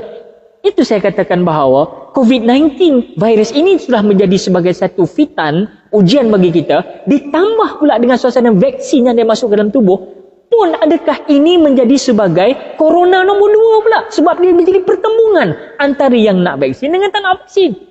Cukup tuan-tuan. Kita ada keyakinan dan kita ada diri kita, hak kita yang perlu kita katakan bahawa kalau dalam negara kita sebut mungkin ramai yang mungkin katakan, oh tak boleh Ustaz, kita ni kalau boleh, takkan kita boleh lah buat sekali je jalan semua kan. Jadi kita jaga kita, baru boleh kita jaga kita. Tuan-tuan perempuan, kalau sahabat kita nak kata, saya jaga diri saya Ustaz, saya amal makan sunnah-sunnah Nabi semua saya makan, insya-Allah. Saya jaga solat saya zikir Ustaz. Saya pun tak pergi ke tempat yang ada wabak, saya jaga SOP. Bukan 2 Ustaz, 3 layer. Tarik 3 layer, tak ada 4 layer saya bubuh Ustaz. Dia face shield lagi, sarung tangan lagi, tempat lagi, spray hand sanitizer, lepas tu dengan spray gun sanitizer. Dah jadi cowboy aku Ustaz dulu pilih. Nak masuk masjid pun bawa pistol juga, ya, pistol tembak tu yang tu. Tuan-tuan. Dan dia sihat mungkin. Adakah kita nak nafikan kredibiliti dia, amanah dia nak jaga diri dia dengan keyakinan yang dia ada? Adakah kita nak nafikan? Di dalam kita tidak menafikan vaksin sebagai salah satu usaha daripada pihak-pihak yang meyakini bahawasanya vaksin ini antara penyelesaian masalah. Itu sebab saya katakan, kita sudah hilang penyantunan ke arah menghormati pendapat Sebab kita faham tuan-tuan, dekat negara luar pun masih ada yang menyuarakan pendapat mereka tak nak ambil vaksin tu kerana bagi mereka masih tidak yakin dan ada cara tersendiri dalam kendati diri mereka dalam ingin mengurus kesihatan mereka melalui kaedah-kaedah yang mereka yakini. Adakah kita nak menafikan apa yang kita katakan sebagai golongan yang hanya berpegang kepada pendapat dia sahaja. Sedangkan di sana ada pendapat-pendapat lain yang perlu kita santuni dan kita selidiki dengan hujah-hujah mereka, dengan pendapat-pendapat mereka. Ini yang saya katakan bahawa muslimin muslimat rahimakumullah, janganlah sampai kita menjadi golongan yang akhirnya menyebabkan perkataan yang kita tidak mahu lafazkan kepada orang lain akhirnya terlafaz, tuan-tuan. Apa dia? Iaitu kita nyatakan bahawa aku seolah-olah rasa terpaksa melakukan perkara-perkara tersebut. Benda ni yang kita tidak mahu. Dalam ibadah pun kita dituntut untuk memilih satu perkara yang bukan was-was, tuan-tuan perempuan. Bila kita yakin kepada sesuatu benda itu, kita yakin dengan hujah dalam dalil-dalil aklinya, apatah lagi sudah tentu daripada dalil nakliyahnya, maka sudah tentulah, tuan-tuan perempuan, kita akan memperbuat apa yang perlu kita buat di atas keyakinan kita itu tersebut. Tetapi kalau kita ini masih ada di sana sifat was-was, kita was-was, tuan-tuan. Dan was-was ni bukan dibuat-buat, ya tuan-tuan. Dia bukan dibuat-buat. Hadirin hadirat rahimakumullah, dia bukan dibuat-buat. Tapi dirasa tu datang macam, aku was-was. Adakah kita nak nafikan? Sedangkan dalam ibadah sendiri pun, apabila kamu was-was, kamu kena berlindung daripada syaitan. Bahkan bila kita berlindung dari syaitan, kita masih rasa samar-samar, kita masih rasa syak, kita masih rasa was-was, eloklah kita tinggalkan. Tinggalkan was-was itu lebih baik. Perkara-perkara yang samar kita tinggalkan lebih baik. Jadi, kalau kita relatekan dengan suasana sekarang ini, maka kita boleh berfikir, mungkin bagi sesiapa yang nak menerima vaksin, mereka terima vaksin itu dengan hati yang terbuka kerana apa? Kerana keyakinan menolak was-was. Orang yang terima vaksin, mereka yakin, dan justru itu apabila mereka yakin menolak was-was. Sebab itu, Masya Allah, Tabarakallah, tak ada apa-apa pun. Tapi, hormati kepada golongan yang masih ada was-was di atas asbab musabab yang mereka timbulkan, hujah-hujah mereka, yang perlu kita dengar, bukan kita tutup telinga kita dia mendengar, menjadi pendengar yang baik. Cuba jadi a good listener, pendengar yang baik. Macam tuan-tuan perempuan sekarang, Masya Allah, sempoi. Tapi saya nak bagi tahu ni, kalau tadi orang yang buat sesuatu itu atas dasar keyakinan dia, maka dia buat kerana dia yakin benda itu, maka keyakinan menolak was-was. Sekarang ada orang yang was-was nak buat sesuatu itu, maka bila dia was-was, dia tak yakin. Bila dia tak yakin, dia tak nak buat benda tu. Simple as that. Benda mudah. Buat apa nak bergaduh-gaduh? Yang dah vaksin, janganlah buat macam orang yang belum vaksin ni, seolah-olah macam najis mughalazah pula. Macam seolah-olah najis sangat pula. Saya risau, tuan-tuan, sebab sampai ke telinga saya. Risau. Ini satu pertuduhan, ya. Dan government sendiri, pihak berwajib sendiri telah menyatakan akan diadakan suatu perutusan, mungkin insya-Allah, dan ini kita harapkan. Ini telah diperbincangkan di peringkat-peringkat, juga Persatuan Pemuda Islam pun telah bawa perkara ini ke tengah, telah persembahkan kepada Sultan. Tujuannya bukan untuk jadi golongan menyusahkan kepada pihak berwajib dalam menjalankan sistem untuk, kalau boleh kita jaga kita dalam sistem vaksinisasi ini. Bukan. Tetapi anggaplah di sana golongan-golongan tertentu ini masih menerima rungutan-rungutan yang mungkin kita yang dah divaksin, yang yakin dengan vaksin ini, yang tak terima perkara-perkara yang sebagaimana didengar oleh pihak yang satu lagi. So itu saya kata perlu kita ikram, kita raikan. Jangan kita tutup sebab mereka juga insan. Mereka juga manusia. Mereka ada hak, mereka ingin hidup sebagaimana orang lain. Tapi ni saya kata, kadang-kadang yang dah vaksin pun tayang macam-macam dah. Kami dah tengok, kami dah vaksin dah boleh dah. Ni apa cerita tuan-tuan? Kemudian kita tengok pula pergi posting macam-macam. Yang tak vaksin pun satu hal juga. Minta maaf tuan-tuan. Ni saya sembang macam Tun lah, Tun. Kan? Tun kalau dia sembang macam tu lah, dia kata, yang tak vaksin pun, kadang-kadang kita janganlah pergi ke restoran. Kita dengan senang-senang, kita rekod, kita sedang makan, minum, sedangkan kita tahu kita belum divaksin, tapi kita saja post pada dalam media kita seolah-olah rasa macam tak bersalah. Jadi saya rasa dia memang tak kena. Memang tak kena. Apa tujuan kita posting? Engkau belum vaksin. Lepas tu government dah kata siapa yang tak vaksin tak bolehlah masuk. Okey, tak apa. Kita faham. Walaupun kita faham, kita rakyat Malaysia ni kalau boleh kita nak semua orang. Tidak ada diskriminasi berlaku. Semua orang dapat hak masing-masing. InsyaAllah. Kalau yang tak boleh, yang tak mampu divaksin, ada hujah. InsyaAllah. Kita minta pihak government pandang soal ini. Jangan ada barrier, jangan ada pemisah. Kita dah banyak berpisah dengan rakan-rakan, adik-beradik, keluarga yang rapat persahabat anda. Banyak sangat terpisah. Hati ni dah banyak lonely. Lonely, this is very lonely. Dah lonely dah. Tiba-tiba jadi macam ni.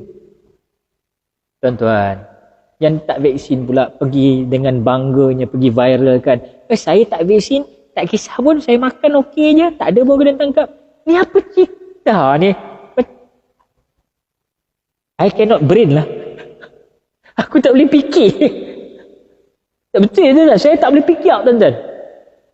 Yang duk tayang dah vaksin, pergi tayang kat orang ni, tunjuk dia dah vaksin, konon dia boleh lepas segala-galanya. Itu saya tak boleh brain. Yang belum vaksin, pergi makan, tayang, masuk restoran, dengan selambarnya, pergi tayang kat orang, saya tak vaksin, tapi saya okey je. Yang ni saya tak boleh brain tuan-tuan. Islam ni dia tiga. Islam, iman, ihsan. Islam dan iman semua orang faham. Tapi ihsan kita dah hilang tuan-tuan. Semenjak COVID-19 2 tahun ni, ihsan kita dah hilang tuan-tuan. Sebab itu kita tak boleh brain. Bukan kita tak ada brain. Tak boleh nak brain. Brain ni ada. Tapi tak boleh nak brain. We cannot brain out. Kalau dia kat mana ihsan kita? Lah ni tang mana? Cuba habaq mai tengok. Kat mana ihsan kita tuan-tuan? Mana compassion kita lah ni? Ke mana hilang ni? Mana pi akal kita lah ni tuan? Saya merenung. Saya tak kata tuan-tuan perempuan yang menonton. Saya nak reflect, saya nak respon dengan apa yang berlaku yang kita tak boleh brain ni tuan-tuan. Mengapa berlaku? Sebab itu kita perlu menghormati pendapat dan pendirian masing-masing. Itu saja. Solat yang agama tu pun merupakan solat adalah merupakan perintah agama kita tuan-tuan perempuan. Maka kita wajib solat. Dan kadang-kadang wajib solat itu bermula daripada umur 7 tahun diajar. 10 tahun di rotan yang tidak menyakitkan. Kan? Itu kan perintah hadis. Adibu ni, didik anak kalian. Itu dalam bab solat. Bila dalam bab solat pun wajib, kita seolah-olah, bukan kata wajib tu macam mana, maknanya ada cara kita didik. 7 tahun begini caranya. Kemudian 10 tahun begini. Rotan sikit, rotan yang macam acah-acah begitu. Supaya dia tahu bahawasanya solat ini nanti umur 15 tahun dah akil lagi balik, aku akil, korang dah akil balik dah, besok dah jadi wajib. Tak solat berdosa. Perbezaan orang Muslim dengan yang tak Muslim, bezanya solat tu lah. Jadi itu menjadi kayu ukur kita, sebab itu kita ajar daripada kecil. Jadi persoalan yang berlaku sekarang ini, adakah kita buat satu perkara yang macam pendidikan solat tu? Tak, sebab Allah telah pun mentakdirkan virus ini tiba-tiba muncul macam tu. Jadi manusia tak sempat dididik tuan-tuan puan. Nampak tak apa yang saya cuba nak sampaikan dalam erti kata fikir dan zikir? Manusia tak sempat nak fikir. Yang dia fikir apa? Apa yang orang lain buat nampak itu betul? Betul. Inilah dia. Inilah penyelesaian masalah. Maka dia pun terus, inilah dia. Faham maksud saya? Dan kita tidak nafikan bahawa ini bukanlah kata orang terus fikir segedebuk macam tu terus laksanakan, tidak. Ini yang saya katakan, Islam tertegak kepada 4 sangga. Kalau tadi Islam, iman, ihsan. Sekarang kita tengok Islam itu berpegang kepada 4 perkara. Rujukan kita apa? Al-Quran, qat'i. Hadis, qat'i. Cuma nak dibahas oleh para ulama hadis yang pakar. Kemudian ijma'. Kemudian qiyas. Jangan korang silap sebut pula Quran, hadis, jima', qiyas. Jangan. Ada pula hari tu aku tengok ada seorang tu tersebut pula Quran, hadis, jima', qiyas. Astaghfirullahalazim. Jima' lain, itu suami isteri dalam bahasa kitab. Quran, hadis, ijma', qiyas. Baik. Dalam kita berdepan wabak ini, apa yang berlaku sekarang ialah ulama berijtihad. Ulama berijtihad. Kan? Ulama berijtihad maknanya ijtihad mereka ambil daripada Quran dan hadis juga. Bukan pandai-pandai. Itu sebab saya katakan, tak ada siapa di medan ini nak menyatakan, oh kami anti vaksin. Contohlah kalau ada orang kata anti vaksin, mereka betul. Tak ada siapa boleh mendakwa begitu. Dan begitu juga golongan vaksin, pro vaksin, tak boleh dakwa bahawa oh kami betul. Jadi al-haqqu min rabbik, yang benar datang daripada Allah. Jadi selagi mana ianya kita menghormati pendapat para alim ulama yang layak berijtihad, mengeluarkan fatwa, kita hormati tuan-tuan puan-puan. Mereka juga orang golongan ilmu yang bukan senang-senang nak keluarkan fatwa. Kita faham. Cuma di sana kena hormati juga pendapat-pendapat para ulama lain, orang insan-insan lain yang mungkin mereka berdepan dengan sesuatu yang mungkin tak sama dengan mereka yang menerima sesuatu itu. Terima sama, kaedah sama, tapi kesan kepada diri lain. Adakah kita boleh bertanggungjawab seandainya berlaku sesuatu perkara yang tidak baik ke atas kita? Ini perlu dijawab. Maafkan saya kalau perkataan saya ini salah. Tapi rasanya kita nak buat sesuatu, tuan-tuan perempuan, pun kadang-kadang kita minta cagar sesuatu. Cagaran. Okey. Nak buat sesuatu, kita cagar sesuatu. Okey, kau boleh ambil ni, nak pinjam kereta kan? Okey, macam orang nak sewa kereta, tuan-tuan, bukan boleh sewa macam tu je. Dia mesti okey. Cagar apa? Mungkin IC, mungkin bil elektrik rumah atau aset kita cagarkan. Pasal apa? Pasal takut berlaku aksiden. Tapi adakah aksiden tu boleh berlaku?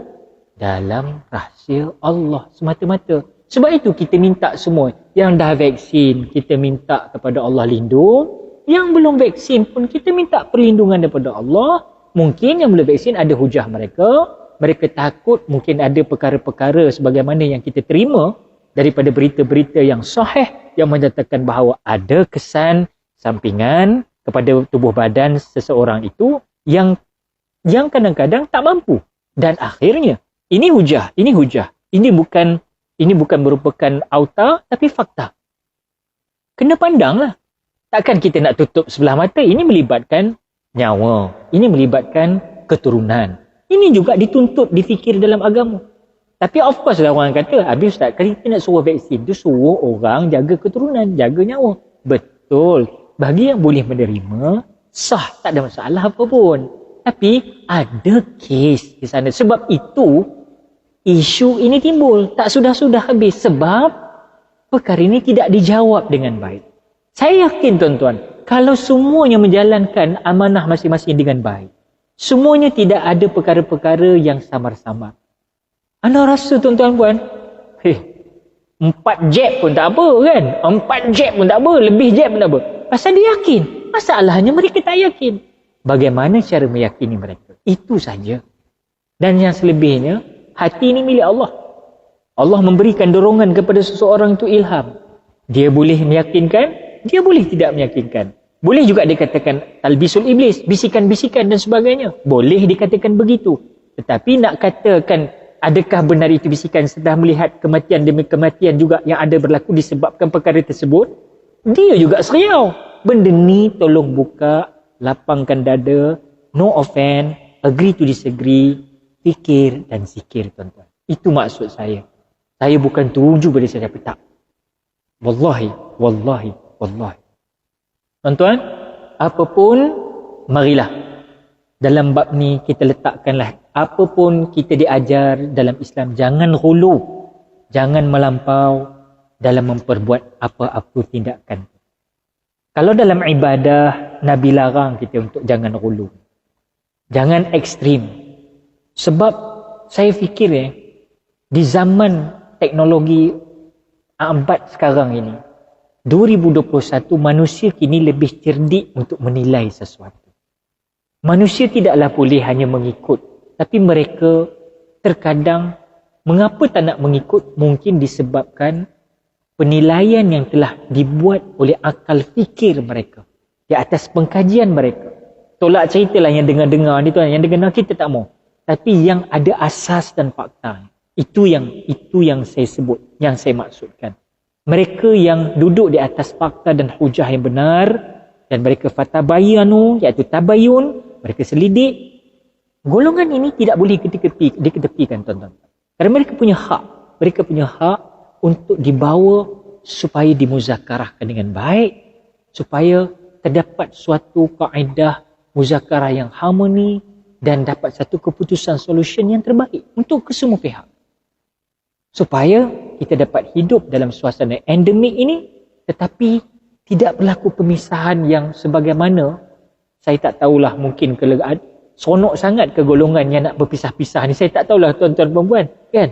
Tapi kalau saya lah, Masya Allah tuan-tuan, kalau ada golongan anti vaksin, golongan yang belum vaksin dengan vaksin, tapi saya harapkan biar yang boleh duduk sekali, semua kena jaga SOP. Itu yang sewajibnya. Tapi jangan pisahkan. Jangan pisahkan aku dan dia, Tuhan tolonglah. Kan? Ku cinta Allah. Kan? Jadi kita yakin dengan kita dah ikhtiar usaha, doa dan tawakal. So, vaksin tadi ikhtiar. Yang cara perubatan lain juga ikhtiar. Itu semuanya ikhtiar tuan-tuan perempuan. Dan masing-masing ada kesan, ada hujah bil hujah. Janganlah ada golongan yang, saya harap sangat, janganlah ada golongan paksa bil paksa. Sebab ini merupakan salah satu perkara yang juga tidak dituntut dalam agama kita. Ya, kecualilah kalau sudah ada di endorse benar-benar, benda ni saja, dalam apa pun inilah saja, dan tidak ada apa-apa efek dan tak ada apa-apa pun kesan langsung, tidak ada. Memang ini yang terbaik, yang memang bagi keadilan kepada seluruhnya. Masya Allah. Ana fikir ketika itu, Masya Allah, orang tidak akan nodap, orang tak akan ragu, orang tak akan fikir untuk kata orang menyalah tafsirkan pernyataan-pernyataan yang diberikan. Tetapi kalau still samar, masih ada lagi mungkin saya tak kata sesiapa, tetapi mungkin. Sebab saya katakan daripada awal, keyakinan menolak was-was, was-was menolak keyakinan. Hari ini orang cerdik untuk menilai. Maknanya bukan terus buat aja tanpa tabayun. Setiap perbuatan yang kita lakukan, pasti tindakan kita itu secara tidak langsung. Kalau kita buat sesuatu yang kadang-kadang kita sendiri tak faham, saya khawatir ini akan mengakibatkan berlaku kezaliman antara sesama kita sendiri. Allahu Akbar. Allahu Akbar. Allahu Akbar. Itu yang saya selalu sebut. Kadang-kadang pun kita tak nak main-main perasaan-perasaan saja tuan-tuan. Ya? Saya pernah pergi Indonesia dulu, waktu saya ke pesantren, pun tak boleh juga. Kita mesti ada sandaran. Nak buat apa pun ada sandaran. Dan pergi ke Indonesia. Jadi ada satu mamat tu dia sakit perut. Daripada masa tu saya turun di Belawan. Di Belawan ni dekat Sumatera Barat. Dekat Medan. Saya naik bas tu pergi nak ke Bukit Tinggi. Tempat pesantren saya tu di Madrasah Al-Mustafawiyah, pesantren purba lama. Pesantren purba lama. Orang sana panggil pesantren purba lama. Nama pengasasnya Al-Mustafawiyah, Syah Al-Mustafawiyah. Jadi masa saya nak ke sana tu, ini cerita tahun 1992-93 begitu. Bila saya nak sampai ke situ, tuan-tuan tahu ada orang dalam bas tu sakit perut. Dia sakit perut. Jalan Syekh bukan jalan macam jalan kita. Alhamdulillah kita hebat, subhanallah. Tapi jalan ni dia Danau Toba nak lalu semua. Bayangkan. Sepadi je jalan. Sepadi je. Kalau kita menyisik tu, bayang memang power lah. Tukang driver sana memang gila. Gila maut dah kan. Kona tu, memang siapa tak tahan muntah. Tuan-tuan. Tapi ada satu mamat ni dia sakit perut. Tuan-tuan. Rupanya dia dah mengadu dah. Om, tolong diberhentikan otonya om. Enggak tahan ni. Tapi pak supir ni dia tak mau berhenti. Pasal apa dia tak nak berhenti? Sebab dia nak kerja time. Nanti dia dah sampai ke Padang, dia nak patah balik ke Medan. Perjalanan ni makan dekat berapa hari tuan-tuan ya? Kalau bayangkan perjalanan je dekat separuh hari, dekat hampir 1 hari, perjalanan jauh. Indonesia bukan besar, jauh, panjang tu. Jadi dia nak kerja tu, apa kata pemandu ni pada yang orang sakit perut tadi? Tengah buat drive ni. Om, sakit om, kata yang orang belakang. Om, tolong diberhentikan otonya om. Apa nama, perutnya enggak enak ni kata. Sambil bawa drive ni, dia kata apa? Supir kata apa? Itu perasaan kamu aja katanya. Oh, itu perasaan kamu aja. Kawan tu pun ingat, ya agaknya kot kan. Dia tak tahu yang supir ni kejar timing ni. Masuk kali kedua pula, kena kona kedua. Lagi rasa nak terburai lagi, dia kata, om, tolong om. Enggak tahan ni, bener ni kata. Pak supir tengok jam. Itu perasaan kamu saja kata. 2 kali babe. Masuk kali ketiga. Om, benar-benar ini bukan cobaan ni, betul-betul ni. Enggak tahan ni. Tolong berhentikan betul. Itu perasaan kamu aja. Relax je Pak supir, mau kena selama je. Itu perasaan kamu aja katanya. Masya Allah tuan-tuan. Last lepas kali ketiga tu apa berlaku? Satu mbah berbau tuan-tuan. Satu mbah berbau. Bila satu mbah berbau, yang Pak supir mula tak tenang. Tak tenang lah tuan-tuan. Tadi udara Masya Allah, tabarakallah hebat. Sekarang udara apa lain macam ni? Dia pun tak tahan. Oh, dia kata lain macam. Ini lain macam boleh macam ni. Dia pun berhentikan motor. Dia kata, ini apa ini? Bawa apa ini ni? Dia pun toleh belakang. Ini mesti kamu tadi ni. Kamu yang bilang mau berhentikan motor ya. Kamu enggak tahan perut ya. Ini mesti kamu ni tadi. Kamu ni tadi ni. Apa kata yang sakit perut tadi? Pada Pak supir dia kata apa? Itu perasaan kamu saja. Kita ni kalau main perasaan kamu aja sampai ke sudah tak habis tuan-tuan. Biarlah ada fakta, ada hujahnya insya-Allah. Hari ini dalam media sosial apa-apa pun terlalu banyak kisah-kisah yang menyebabkan orang golongan ini dia berpegang dengan ini. Sampai berpuak-puak yang ini pun pegang golongan ini. Kadang-kadang bukan kata agree to disagree tu tak boleh. Tapi kadang sampai kalimah yang keluar, cara menyantuni tu dah tak ada.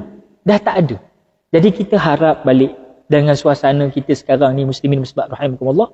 Betul, qulil haq walau kana murran. Cakaplah betul walau dalam keadaan pahit. Tetapi tu saya ulang sekali lagi dalam sebuah hadis yang diriwayatkan oleh Al-Hasan bin Ali radhiyallahu anhuma bahawa Rasulullah sallallahu alaihi wasallam bersabda, "Da' ma yaribuka ila ma la yaribuka. Fa inna as-sidqa tuma'ninatun wa innal kadhib ribatun." Sadaqa Rasulullah sallallahu alaihi wasallam atau kama qala. Apa kata Nabi? Tinggalkanlah perkara yang meragukan kamu kepada perkara yang tidak meragukan kamu. Sesungguhnya kebenaran itu adalah ketenangan. Dan pembohongan itu sesuatu yang meragukan. Masya Allah, hadis ni power kan? Hadis riwayat At-Tirmizi, sadaqa Rasulullah sallallahu alaihi wasallam au kama qala. Nabi sebut, tinggalkanlah perkara yang meragukan kamu kepada perkara yang tidak meragukan kamu. Sesungguhnya, kata Nabi, kebenaran itu adalah tuma'ninah. As-sidq tuma'ninah. Kebenaran itu adalah ketenangan. Al-kadhib ribatun. Sedangkan pembohongan itu sesuatu yang meragukan. Tuan-tuan dan puan, dalam kita merentasi dunia dengan memahami dan cuba mengambil jawapan dari ilmu atas keduniaan, jangan tinggalkan pesan Al-Quran dan hadis yang merupakan rujukan pertama Al-Quran, kedua hadis, ketiga ijma', empat qiyas yang anda sebutkan tadi. Nah, sekarang hadis riwayat At-Tirmizi kata, tinggalkan tuan-tuan dan puan perkara yang meragukan kita kepada perkara yang tidak meragukan kita. Nah, kalau kita tak ragu, tafadhali mashkura. Kalau kita ragu, itu adalah hak mereka untuk merasa ragu atas sebab-sebab yang ada hujah bagi mereka. Perlu diraikan, perlu juga dimuzakarahkan, perlu diambilkan tindakan yang seadilnya untuk kesaksamaan supaya tidak ada perkara kezaliman demi kezaliman berlaku dalam masyarakat. Sedangkan apa yang kita inginkan ialah sebuah negara yang baldatun thayyibatun wa rabbun ghafur, sebuah negara yang maju, aman, makmur dan mendapat pengampunan di sisi Allah Subhanahu wa taala. Yang paling penting hadis ni nak habaq mai pada kita apa dia? Sungguh kebenaran itu adalah ketenangan. Tuan-tuan dan puan, cantik ayat ni. Cantik Nabi pesan kat kita. Ketenangan datang wujud hasil daripada kebenaran yang ada. Tetapi keraguan, keluh kesah, ragu, waswas, syak, zon ni datang daripada apa? Kemungkinan datang daripada pembohongan-pembohongan. Sabda Nabi Muhammad SAW dari Abu Hurairah radhiyallahu anhu bahawa Nabi Muhammad SAW sabda, Allah tidak akan menurunkan sesuatu penyakit melainkan dia akan menurunkan ubatnya. Hadis riwayat Bukhari. Pegang sungguh-sungguh tuan-tuan dan puan. Pegang sungguh-sungguh. Tidak ada penyakit yang Allah tak turunkan ubatnya. Kita yakin ada. Kalau orang kata ini, itu pegangan dan keyakinannya, tafadhal. Kalau orang kata itu, dan itu kena nampaknya yang kehebatan yang dia rasa, itulah pegangan keyakinan dia, dan dia was-was dengan yang lain, kita raikan selagi mana dalam keadaan kita sama-sama menjaga kemaslahatan, keutamaan seluruh insan dalam masyarakat bila kita duduk di dalam budaya sosio masyarakat kita secara bebas. Perlu ada penjagaan. Bukan hanya bergantung pada pemakanan ataupun vaksin, bukan hanya you name it lah, ivermectin ke ataupun sekadar kalau kita makan madu, habatus sauda. Betul, memang dari Quran. Tetapi apa yang kita katakan bahawa kalau wabak bukan boleh kita ambil madu tu kita letak garisan depan rumah kita macam peniding. Ini madu ni betul gitu. Tapi suruh beramal, amallah minum madu. Bukan waktu dah sakit baru nak minum. Beramal tuan-tuan dan puan. Sekarang ni start beramal insya-Allah. Dan yang tak boleh kita nafikan, Nabi kata yang tak ada ubatnya dua perkara saja, iaitulah kematian dan juga tua. Itu tak boleh buat apa-apa. Kita semua akan menuju proses-proses ini, maka sama-samalah kita menggunakan apa yang kita pelajari di atas apa yang ada di atas dunia ini untuk sama-sama kita pastikan supaya janganlah kita ini sentiasa hidup diselubungi dengan misteri, tuan-tuan. Kita diselubungi dengan fear. Hari ini semua orang dalam ketakutan, semua orang dalam keadaan ketakutan sebab fear. Dalam keadaan walaupun kita dah solat, kita dah zikir, tapi fear tu tetap datang bukan daripada fear tu di kalangan kerana keyakinan pada Allah, tapi disebabkan makhluk-makhluk di sekeliling kita yang mungkin berbeza dengan kita menyebabkan the fear tu datang. Sebab sebenarnya kita dengan sesama kita ni ruhama'u bainahum, berkasih sayang bersama kita. Tapi hari ini sudah berubah. Kerana isu dunia kita terlerai kasih sayang kita. Allahu Akbar. Jadi marilah sama-sama muslimin muslimat rahimakumullah. Walaupun saya faham ada ulama-ulama yang bahas menyatakan bahawa kita ni bukan kisah pun soal vaksin tak vaksin ni, tapi vaksin dia selamat. Ulama-ulama pun dah katakan selamat. Jadi kita ikut ajalah. Sebab kita ni kalau kita nak bahas cerita asal barang daripada mana, kita ni makan buah. Adalah saya terdengar juga ulama-ulama bahas kan, iaitu kita makan buah. Buah tu asal daripada mana? Baja daripada mana dapat? Baja tu kan baja tai, kurma bertompok-tompok. Tai daripada najis. Kan najis baja-baja tu. Baja-baja tu najis-najis ni diletakkan di akar-akar pokok, dekat bawah pokok. Dia buatkan bulatan. Kita pun menanam juga dulu, berkebun juga. Tabur najis tu. Kalau najis lah, sekarang banyak baja fertilizer kan. Tapi yang jenis ni, yang jenis kalau baju orang dulu letak baju najis semua ni, bubuh situ, ini akan menghasilkan buah yang ranum. Masya Allah. Lepas tu kita makan. Jadi ulama-ulama bahas, dia kata makan buah tu asalnya juga itu najis. Puncanya dia najis. Tapi mengapa kau makan buah tu? Masya Allah. Kan? Ini kita faham. Dalam kaedah fiqh, kita faham muslimin muslimat rahimakumullah. Bahawasanya ini soal pokok, teman-teman. Tanya sama pokok, kan?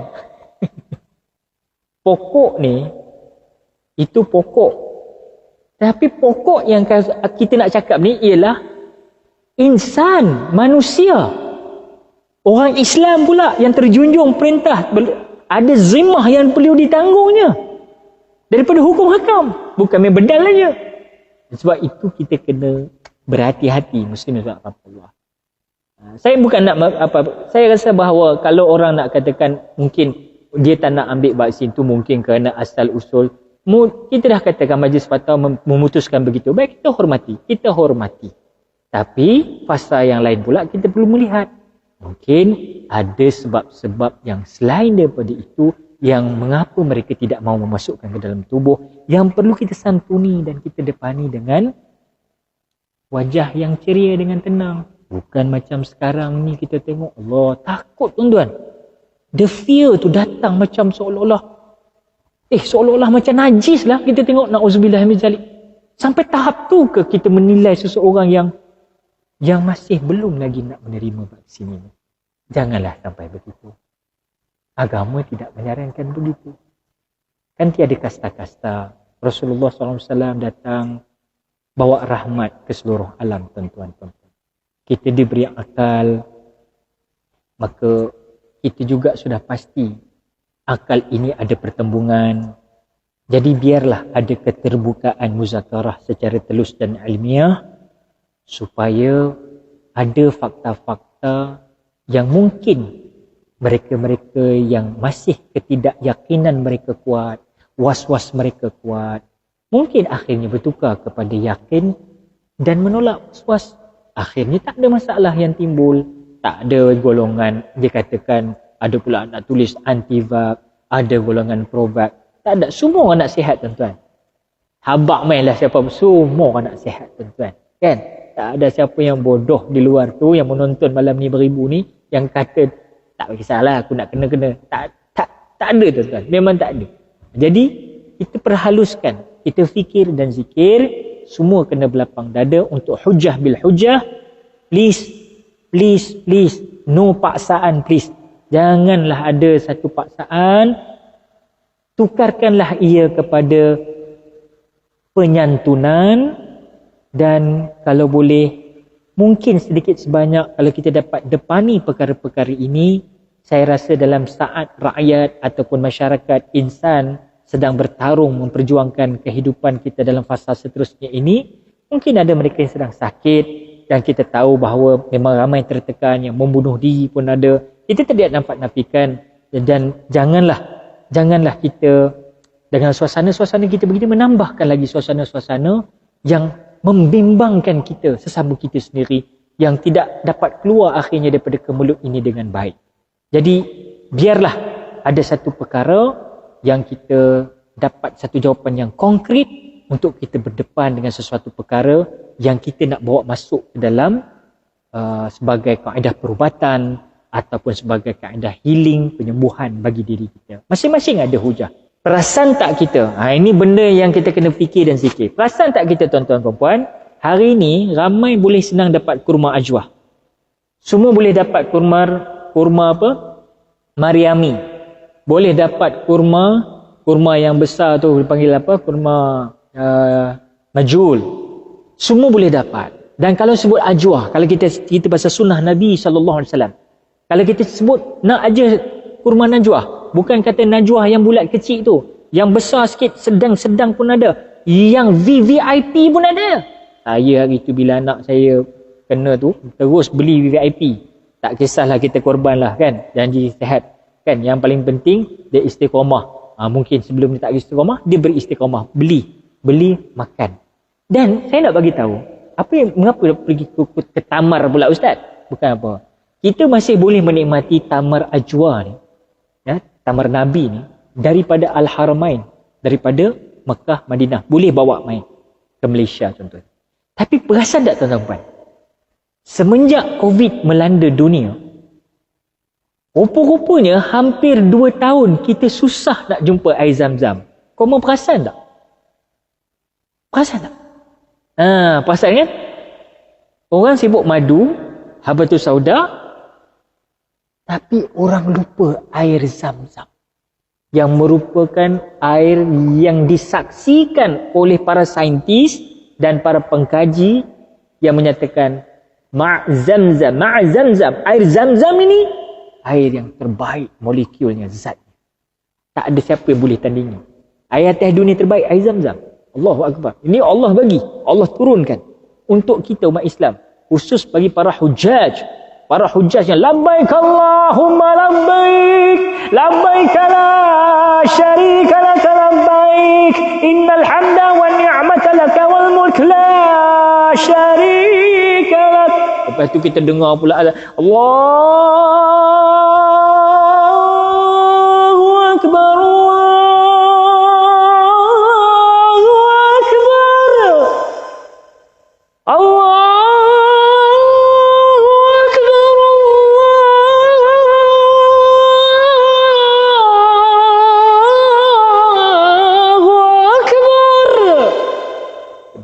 Masya Allah, sekarang dah tak ada dah tuan-tuan. Pasal nak pergi haji pun tak boleh, nak pergi umrah pun tak boleh, umrah pun berdikit-dikit. Ada yang Allah izin, alhamdulillah, syukur banyak-banyak ya, syukur banyak-banyak. Tapi yang saya nak sebut ialah mengenai susah dapat bekalan air zam-zam ni. Susah nak dapat air bekalan zam-zam ni. Bila susah nak dapat bekalan air zam-zam ni, dalam suasana kita tahu wabak COVID-19 ni tidak ada ubat yang betul-betul orang boleh cari, tapi kita faham bahawa kita ada saranan dan sandaran daripada Al-Quran dan Hadis, antaranya zam-zam. Tapi zam-zam tak ada siapa pun nak tolong. Ya, tak ada siapa pun nak tolong kita.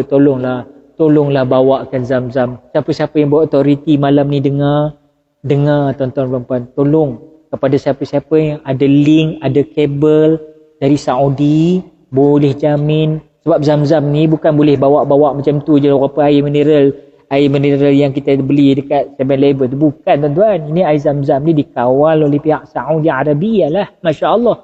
Jadi, hanya boleh ada terms and condition dia, diberi ruang kepada para hujaj dan juga kepada orang pergi umrah. Boleh bawa 10 liter tu, semua faham tu, orang pergi umrah biasalah. Tapi sekarang umrah pun tak boleh. Yang pergi pun sikit sangat. Jadi bagaimana kita nak berubat pula dengan air zam-zam tu pula ya? Jadi mungkin kita ni dalam fikir dan zikir, cuba fikirkan maksud yang saya nak ketengahkan ini. Dah hampir 2 tahun kita hilang dengan kehebatan dan keberkatan yang ada pada ma'az zam-zam, air zam-zam ini. Kalau ada pihak-pihak yang berwajib, yang mendengar, khususnya umat Islam lah yang berwajib, kita ada power, ada kuasa, mohon supaya gunakan kuasa kita yang ada ini. Apa salahnya insya-Allah cuba ikhtiarkan di saat pandemik ini. Kalau vaksin kita boleh ikhtiar, kita import daripada negara-negara luar, negara-negara barat, kita import dengan masya-Allah habis berbilion-bilion pun tak kisah. Air zam-zam juga adalah salah satu daripada keyakinan kita dalam perubatan Islam, dan bahkan ia merupakan air penawar yang disebut sendiri oleh junjungan besar Nabi Muhammad SAW.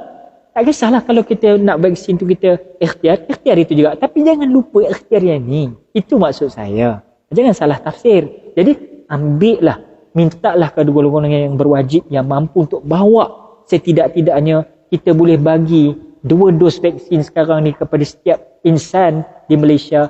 Mengapa kita tak boleh bagi? InsyaAllah, mudah-mudahan dengan rahmat Allah tuan-tuan, berkat pertemuan kita pada malam ini, insyaAllah amin ya rabbal alamin, mudah-mudahan adalah pihak-pihak yang sudi untuk bawa dan memberikan setiap rumah kita yang termampu dibagi untuk menikmati air Zam-Zam. Manalah tahu kan, setiap ubat ada penyakitnya kata Nabi. Kalaulah ma'a Zam-Zam itu penyelesai, kita tak tahu, mungkin kita tak berfikir ke arah itu. Sebagai ikhtiar sebagaimana vaksin, sebagai ivermectin, sebagaimana ikhtiar yang lain. Tak salah kalau kita katakan begitu ya. Hadirin hadirat rahmatullah, mudah-mudahan muslimin muslimat rahmatullah, tidaklah kita Islam ni di level sebagai golongan asyik mencetak rompakkan hak orang lain aja. Cukup-cukuplah Islam ni sebagai cetak rompak kepada orang lain. Islam ada cara dan pegangannya sendiri insya-Allah, dan yang cukup sempurna yang kita yakin bahawasanya bagi mereka yang amanah menunaikan tanggungjawab itu, saya yakin setiap apapun kemelut yang berlaku, kalau kita jalankan, seorang mufti menjalankan pertanggungjawapannya memang dengan amanah diberikan dengan cukup cantik baik, seorang ulama memperjalankan amanah dengan cukup baik, dengan telus, tidak ada samar-samar, tidak ada kona-kona, maknanya straightforward.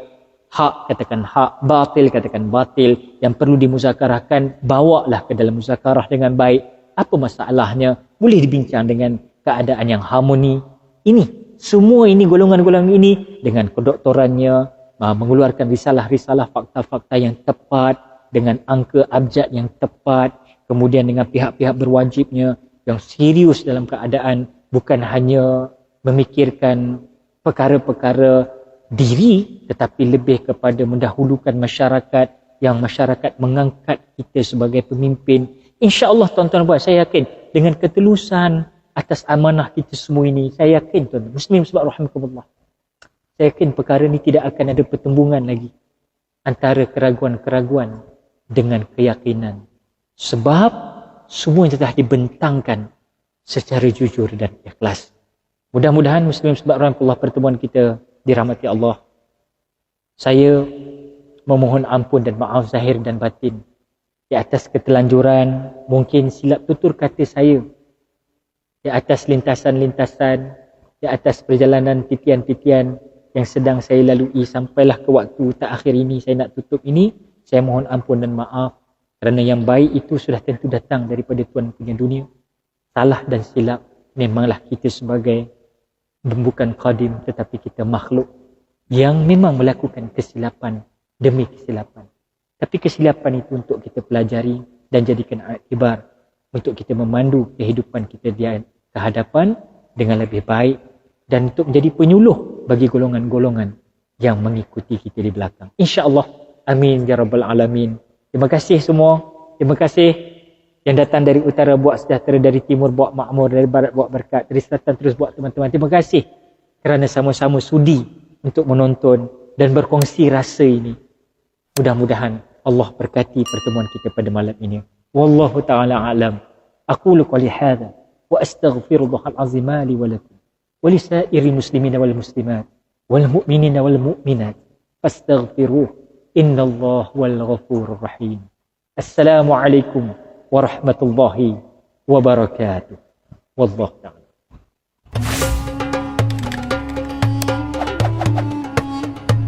Dia Muslim, tapi dia orang Britania, orang British. Saya tidur di malam itu dan saya buat keputusan, esok pagi saya akan zahirkan kepada keluarga, kawan saya di masyarakat, saya akan zahirkan bahawasanya saya dah bukan Muslim dan aku tidak percaya agama ni lagi. Aku tidak percaya ada Tuhan.